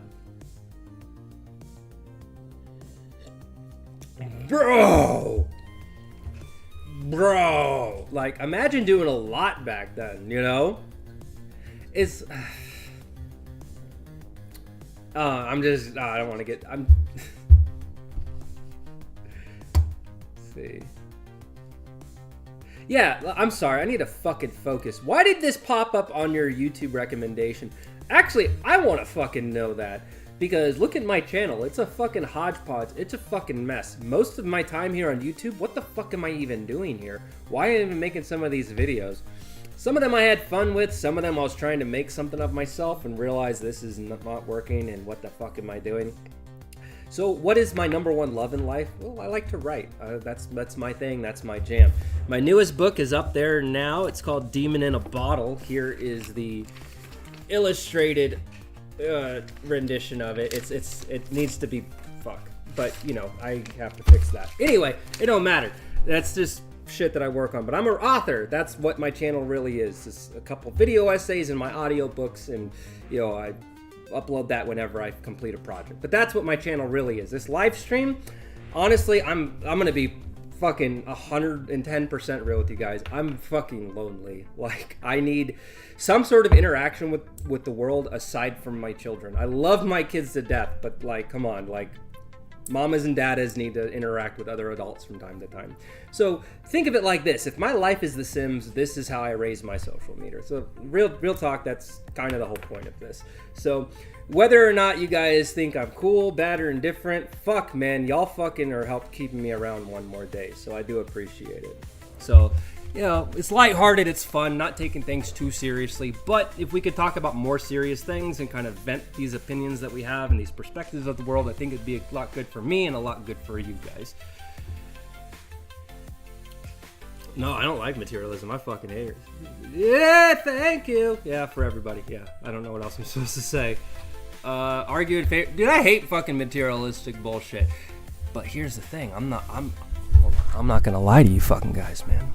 I'm not gonna fucking lie to you guys. I don't like that materialistic shit. But I'm gonna be fucking real. I want some of that shit, man. I want some cool fucking painting in my house that's like made by some fucking famous guy. That shit's cool. I want to have that. I want to have a kick-ass looking coffee table. I want a couch that doesn't fucking look like the one I have. I want cool shit, man. I want something other than whatever the fuck this is. Bro, what the fuck is this?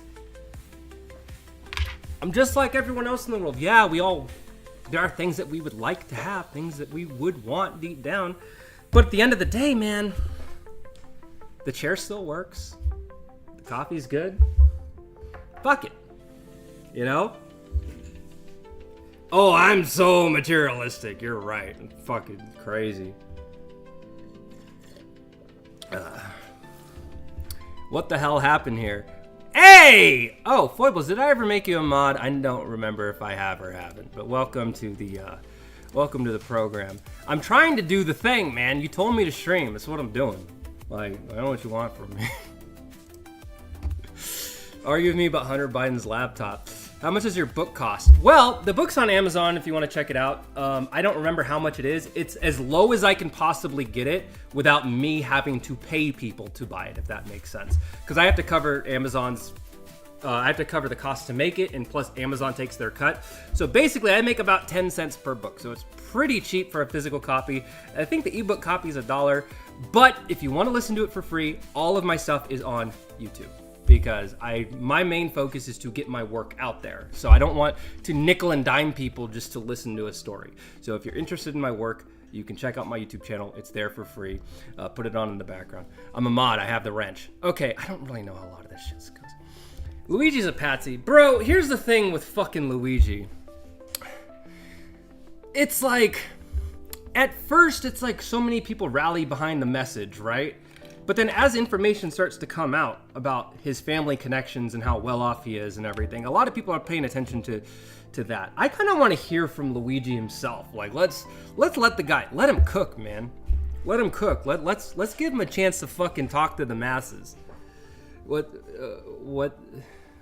is a wrench, really?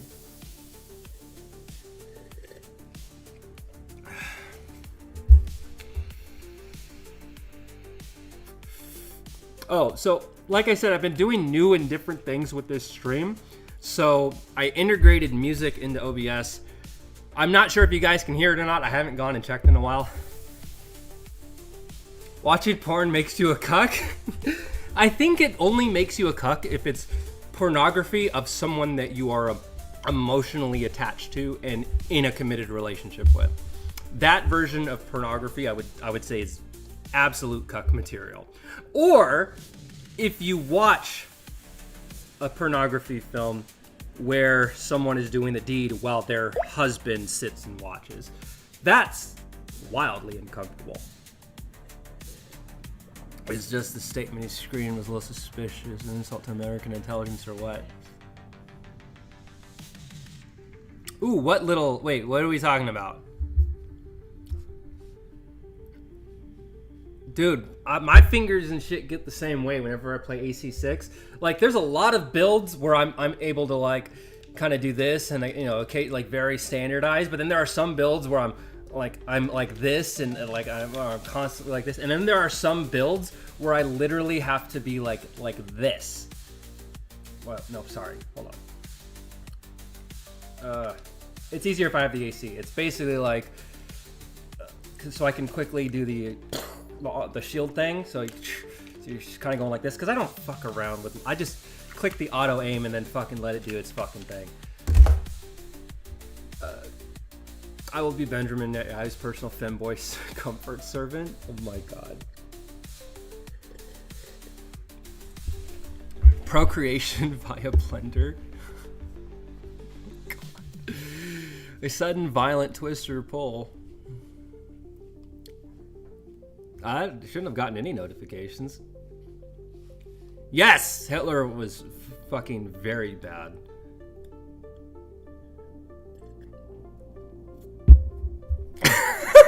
Fucking foibles, bro. Jesus Christ, dude.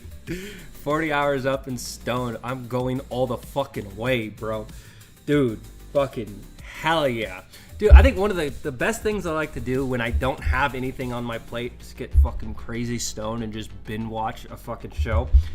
I've seen Prison Break when I was young, when I was a kid, was one of my favorite shows. And then when I became an adult in life outside of the army and I rewatched the series, but I was like stoned as fuck. It was the most fucking interesting thing I've ever watched, and I can't remember any of it. It's fucking beautiful. I mean, hey, someone's gotta be, right? What was that? Fucking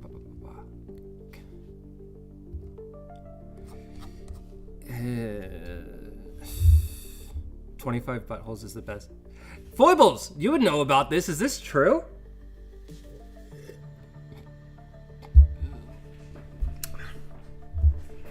Yeah, you're... Wait, what? Oh, me? I was a 92 golf food service specialist. And then, because I was all wide-eyed, and at the time, I'm going to go to the military, and when I get out, I'm going to use my GI Bill, and I'm going to go to school, and I was going to go to culinary school. That was the whole point. So I joined to be a cook, specifically because at that point in my life, I wanted to be a chef. That was my biggest aspiration. And then after joining the military and experiencing fucking working in a kitchen, absolutely fucking not. The best time I had in my military service was when I deployed, because we actually got to do fucking cool guy shit and drive trucks and stuff, because, you know, we had a lot of local nationals working in the kitchen, so they kind of hoard us cooks out to everywhere. And I was fine with it, especially with my wife at the time back home getting plowed by fucking everybody and cheating on me like a storm. I just needed to get away from the MWR, get my mind off of shit, and yeah, I'll volunteer to fucking go out. How many ways of second graders could you beat if every 10th kid was a 5th grade mini boss? How many kids are we talking about? Yep, how large are these waves? You ever come to Fort Benning? No, actually, never been to Fort Benning. No, I did my basic was at Fort Jackson, South Carolina. Fort Lee is where we did the AIT. And then first major portion of my contract, I was up at Fort Drum, 10th Mountain Division, deployed 2010 to 2011 to Kunduz, Afghanistan. I was part of the Advon. I came back home early because at that point in time in the tour, I was working as the arms room guy. So when we needed to get the arms room set up home, I came home a month early with the advanced, what they call it, Torchlight Crew or whatever the stupid fucking name they had for it. So the Advon guys, we went back home early to get everything set up for everybody fucking else.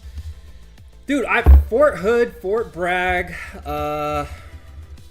really dog shit from what I've heard of people. Heard White Sands was, not that was bad, but it was just a boring place to be. I haven't been to every state. You ever see a mind goblin? Part of me feels like I should remember what that means, but my memory sucks so bad. You ever shoot? Well, yeah, we all shot stuff like that. Like it's just part of like our normal training and stuff. Obviously, we did our qualifications on our M16s and basic M4s when we got to the big boy unit. You know what I mean? You shoot saws. 249. What was the other one? The Mark 19. The Mark 19, I believe. The one that shoots the fucking boom boom boom, the grenades. The one that it's shaped kind of like a fucking 50 cal, but it's not. It's got the butterfly switch. Yeah, those are fucking fun. I don't know. Oh shit! And I love that too. Speaking of Greenland, it's very topical. what is it? Greenland primarily is in which story? Because the reset's an assemblement of short stories. So this particular short story is a military perspective. The USS Alvin York. Oh my God! If you listen to this audiobook, fucking fast forward to the chapter about the USS Alvin York. It's one of the better, more fun and interesting short stories that is in this novel. But anyway, enough fucking shilling my dog shit. Wait. It shows up here before it shows up here, but it's easier to read it when it shows up here. I need to know when you became so artsy, dude. Tell me how you paint landscapes. I don't paint landscapes. I'm not good at things like that. I'm a good writer, but that's kind of about it. I know how to work with the written word very, very well, but it takes me quite a bit because you kind of see, just by talking to me, how easily distracted I get. That's a good portion why my books take so long to come out, because I'm kind of a perfectionist and I kind of go off the rails. So every time I kind of go back to do revisions, I'm like, where the fuck was I going with this? But yeah, the end result, like, it's kind of worth it. I like it. You're dressed like the Ottoman Pasha of a storage unit. That's cool. Not sure what it means, but it's dope, dude. War novels are a missed genre. Well, if you would like to experience something like that, where is it? Oh, I think I have it packed away. And I don't want to have to dig it out. It's a book a friend of mine wrote called The Wars Went On Without Him. It's an anthology series about people that participated in World War II. Is this live? Hi. Yes, welcome to the program. What's up, bros? What's up, man? How goes it? Are you happy? I don't know, man. I'm happy. Yeah, The Wars Went On Without Him. It's a pretty good war story. It doesn't focus so much on the combat itself. It's the effects of those types of stressful environments and what they do to people and their interaction with their families and whatnot. Nah, this is like, what is this? This is, it's like the suede. So I live in Nevada. It gets super hot in the summer, and obviously I'm in my garage, which isn't insulated. So this place fucking bakes in the summer. And it's like the suede fucking melting. You can see like the foam there. So, but I'm too fucking cheap to get a new chair, and it technically still works. So I'm just gonna fucking hold on to it the best that I can. So, oh yeah, Foibles, man. Foibles is the shit, man. He's an OG. Yeah, everything's pre-recorded, even my responses. I'm a time traveler from the future, so I know everything that you're going to say. That's why I can react to what you say, because it's all time travel. And all of it is in this book, which you can listen to on my YouTube channel. Check it out. I'm a reformed... Yeah, I remember my dad used to listen to jazz. He had this thing where he would go to work and like listen to like 95.5. We lived in California, so that was, what was the name of that case? I can't remember. It's been so long. But he used to listen to them in the morning when he would work, listen to rock and roll, whatever, right? And on his way home, he would always listen to something mellow. So jazz was like a thing. He never really shared that with me. He always shared like classic rock and different like bands like of the music that we listen to a lot, but like the mellow, chill jazz music he would put on the way home, he never really shared the importance of that with me. So I have an appreciation for jazz when it comes on, but it's not something I ever like delved into enough to really recognize any of it. Preparing for a hot winter. Well, actually it's gonna be warming up probably come April. So, do you think that if the U.S. was able to employ the qualitative supremacy and harness this against the forces of Eastern Hemisphere powers such as Russian Federation,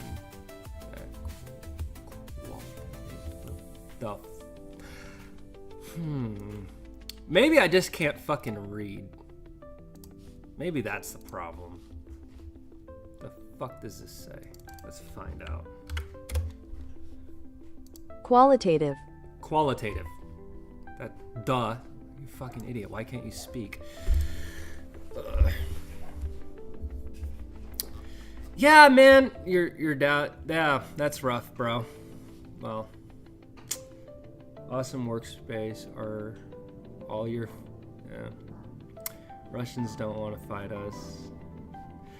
Ideally, I just wouldn't want any war. Like, I would kind of hope that we eventually humanity would kind of come together and we just figure our shit out. But I mean, it's like we're so divided, and the interesting thing is that the vast majority of us don't really have a problem with one another when you really kind of lay it out. But there's a lot of things that we're kind of indoctrinated to feel certain types of way.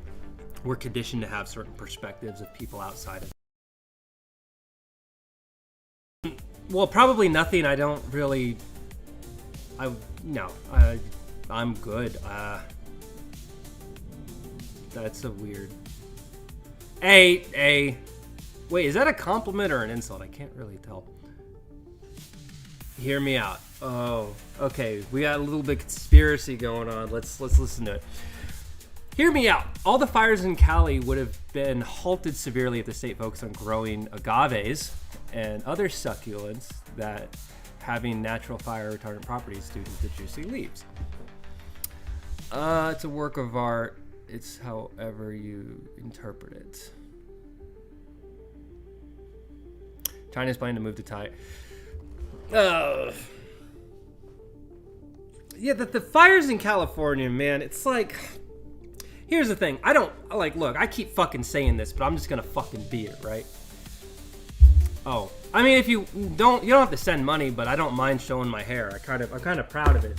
I haven't had hair this long since I was in high school, but someone in chat actually gave me some recommendations for a treatment for it, so it would, like, not be, cause, like, come on, man, like it's all matted out and stuff, but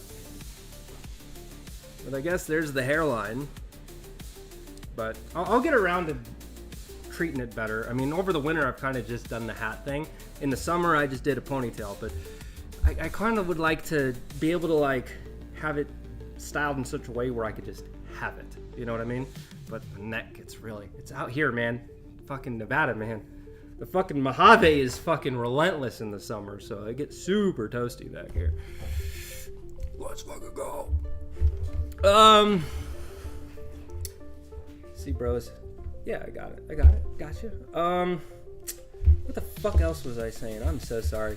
Yeah. The California thing. Like, here's the fucking thing, man. This is like, because we have other examples to pull from, and we've seen the reaction of the powers that be in the world when things like this happen to people like me and you.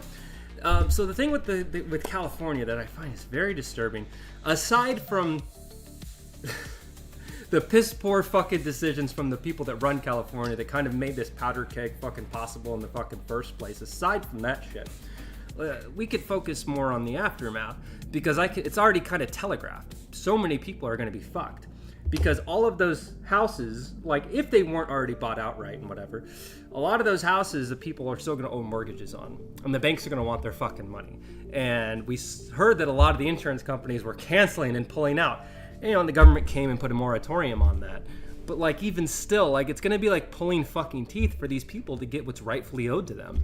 And those are the people that are going to be affected the most, and they're not going to get anything. They're not going to get any recompense. Like, these are entire neighborhoods that are gone. So not only are their homes gone, but their places of employment are gone.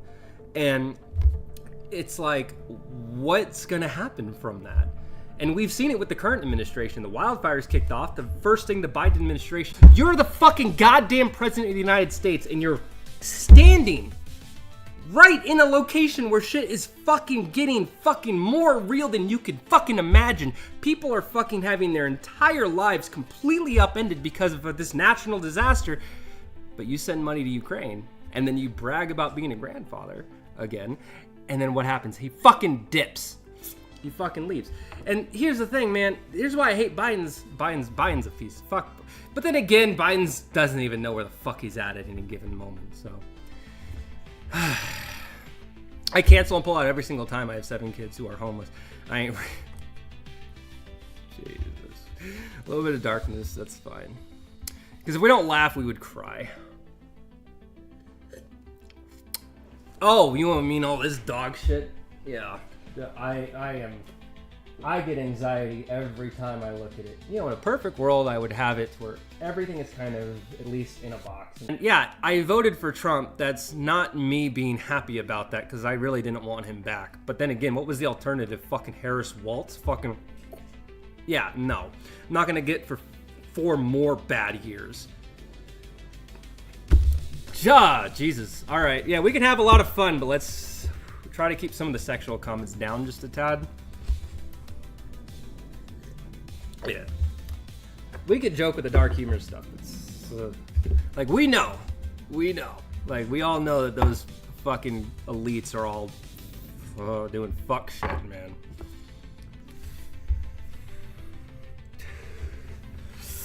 Fuck yeah, hail Satan, fam. I mean, yeah, I've been told that a few times. You're probably right. Where the fuck is my juice?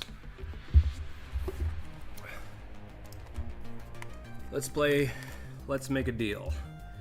What, the whole Monty Hall thing? Yes, I want to switch doors. But I get anxiety, man. Like, I'd be the guy who would switch the door, but it turns out the door I fucking chose was the right one the whole fucking time.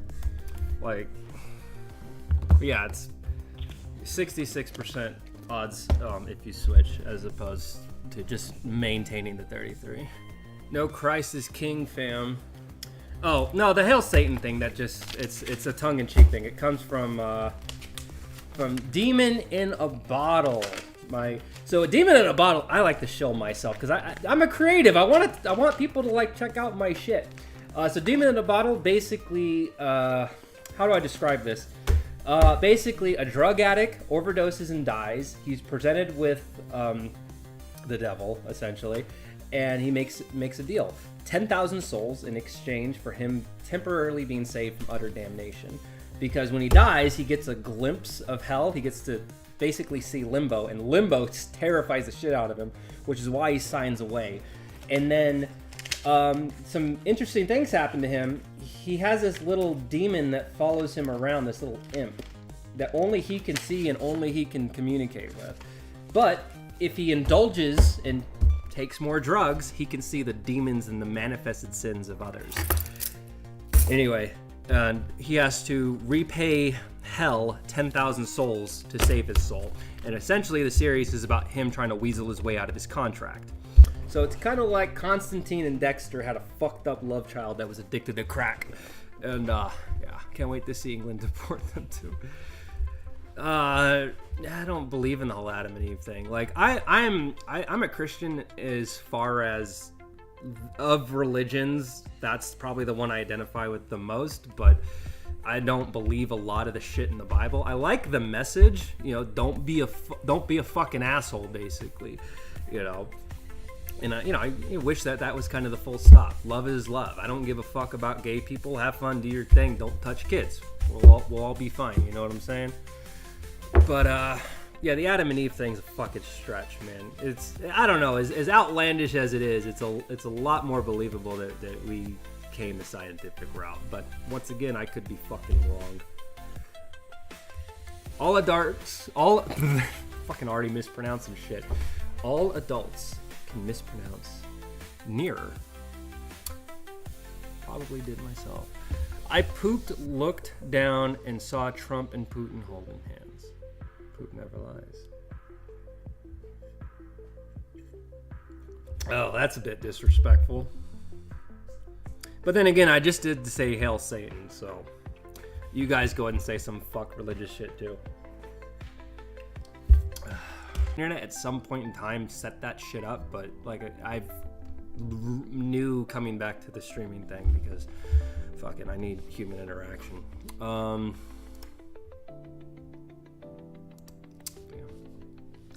It's a Greek word that means being made God or being made like God.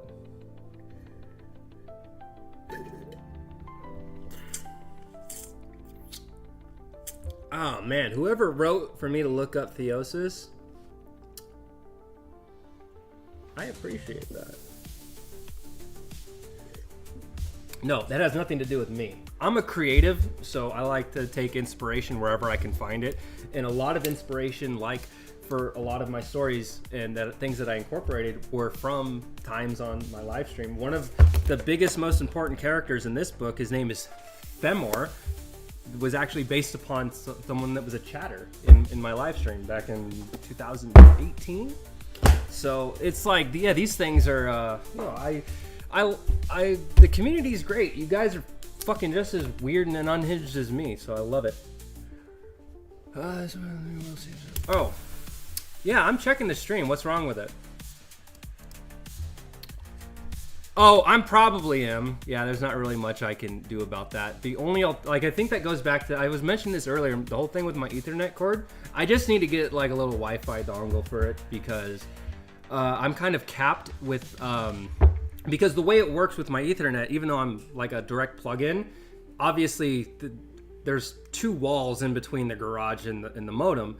So the Wi-Fi comes through just fine from this distance because it's relatively close, but the way that my Ethernet is set up is it's set into a hub that's plugged into the actual outlet, and then the data is transmitted through the electrical lines, and then there's another receiver that goes out and plugs into the modem. So I just need to get a fucking dongle already. Just look at Eastern Orthodoxy in general. I think you'll find it interesting, at least. Theosis. Oh, but so the theosis thing, the reason why I think that that's such like a cool concept, and I'm so glad that you showed that to me, is I have so many novels and stuff. And there's one particular novel that I've been working on for a while now. It's called God Machine. And I'm not going to get on the weeds on that, but this, yes. So that's all I got to say is this is a little concept that basically reinforces other things I've already written, but it's a little bit more cohesive. So thank you for that, and I can find a way to do that in corporations. All Ethernet problems can be repaired by a few more hails. So yeah, how about this? How about we do something fucking constructive? Most Christians will never achieve that so long as they have churches in every town where nobody questions anything. Yeah, I don't believe, so I used to go to youth group. I used to be very active in my church when I was a kid. I was the only one. My parents didn't believe the same thing I did, but they allowed me the freedoms to go practice whatever I wanted. So I made a lot of friends, blah, blah, blah, blah. And I was very active in my church. But the one thing I didn't do is I didn't like doing the whole worship, let's sing and dance like a bunch of idiots for some imaginary space monster. Didn't care about that shit. And the other thing I didn't like was, I didn't like the hypocrisy. There was a lot of hypocritical stuff there. Like, I enjoyed the message. Didn't like the hypocrisy. I eventually left the church, and technically now me and the missus were Quakers because they're basically extremely progressive. The easiest way to explain Quakerism is just we're extremely progressive and relatively frugal Christians. That's it. So that's kind of the best way of looking at it. It's fun of my girlfriend because she'll be like, "Oh, what are you doing?" It's like, "Oh, we're doing like our Quaker Bible study or whatever." And that's what she's a little bit more hands-on with that stuff than me. But so she was like, "Oh, you're wearing your little bonnet and stuff?" And we're like, "It's not like that. Jesus, this isn't the fucking 1600s. We don't throw you off of rooftops for being gay." No, I mean, you can kind of go back and forth however you want on it. Yeah, I mean, everyone in every fucking religion in the world is either good, bad, or indifferent for something. The ones that are a little bit more chill, like Buddhism, it's more about a religion of the self, like kind of maintaining and bringing yourself to enlightenment and how you personally interact with the world, as opposed to trying to construct the world around you to all adhere to a strict belief system. Yeah, most people are just not satisfied with their beliefs anyways and will act contradictory to them because it's just the nature of man. Yep, that's basically it. Because here's the thing, man, I've met fucking terrifying Muslims when, I was deployed. People that were shooting at us in the name of their God. Then I met other people in villages that were basically no different than me and fucking you, and they were just trying to live their lives the best they could, but that's just where they ended up spawning.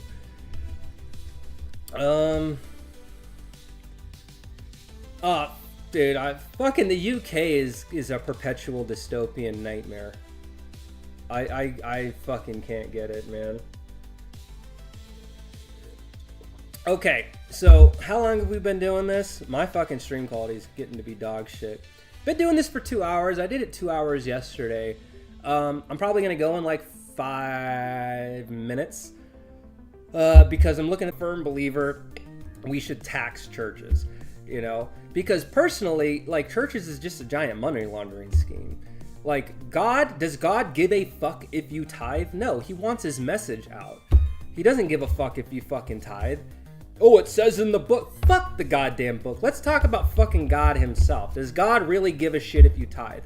No, he doesn't. He just wants you to be a good fucking person. I mean, one another. Us, you know, like, no. What's the fucking problem? The problem is the fact that it's legal for them to pay you that little in the first place and offset that pay with tips. And because all it does is it makes me, the customer, and you, the employee, hate each other when your bosses and the people above your bosses and the lobbyists and the government, those are the people that are the real fucking problem. Dude, I don't know, man. Like, everyone wants to talk about Jews. I don't care, okay? I don't mainly because I'm just not knowledgeable enough about that stuff. And that's why we have these conversations, because slavery's, of course it's a fucking bad thing. Terrible. You should give what you can to help those in need. The church should, but most Protestant churches do not exist as institutions made to help the needy. True.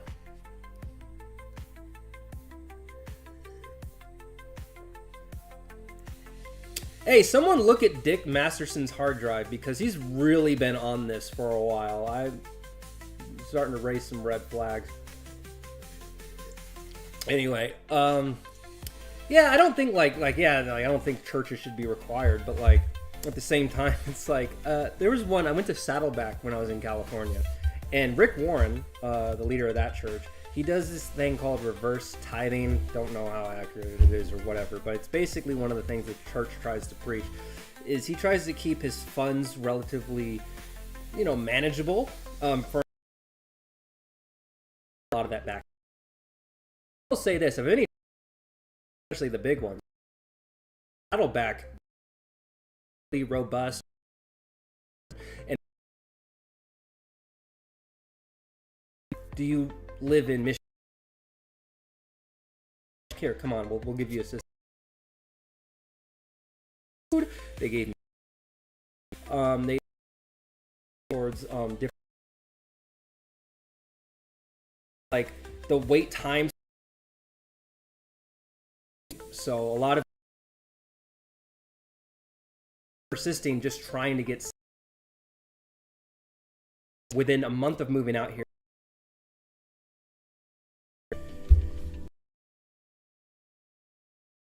And we'll try again. But thank you guys. I can make some really cool clips out of these and put them into shorts to encourage more people to come and join the the random insanity that is whatever the fuck this is. No, this is just normally me. It has nothing to do with the coffee. I'm blurry, whatever. Anyway, Foibles is right. I gotta go. It's harder for the rich man to go to heaven than it is for a camel to pass through the eye of a needle. Which unfortunately, which is why we're very rich comparatively. God, I have shit to say on that. But oh my god, I have to go. All right, Foibles, I'll listen to you. I'll probably we'll do some girth gaming stuff.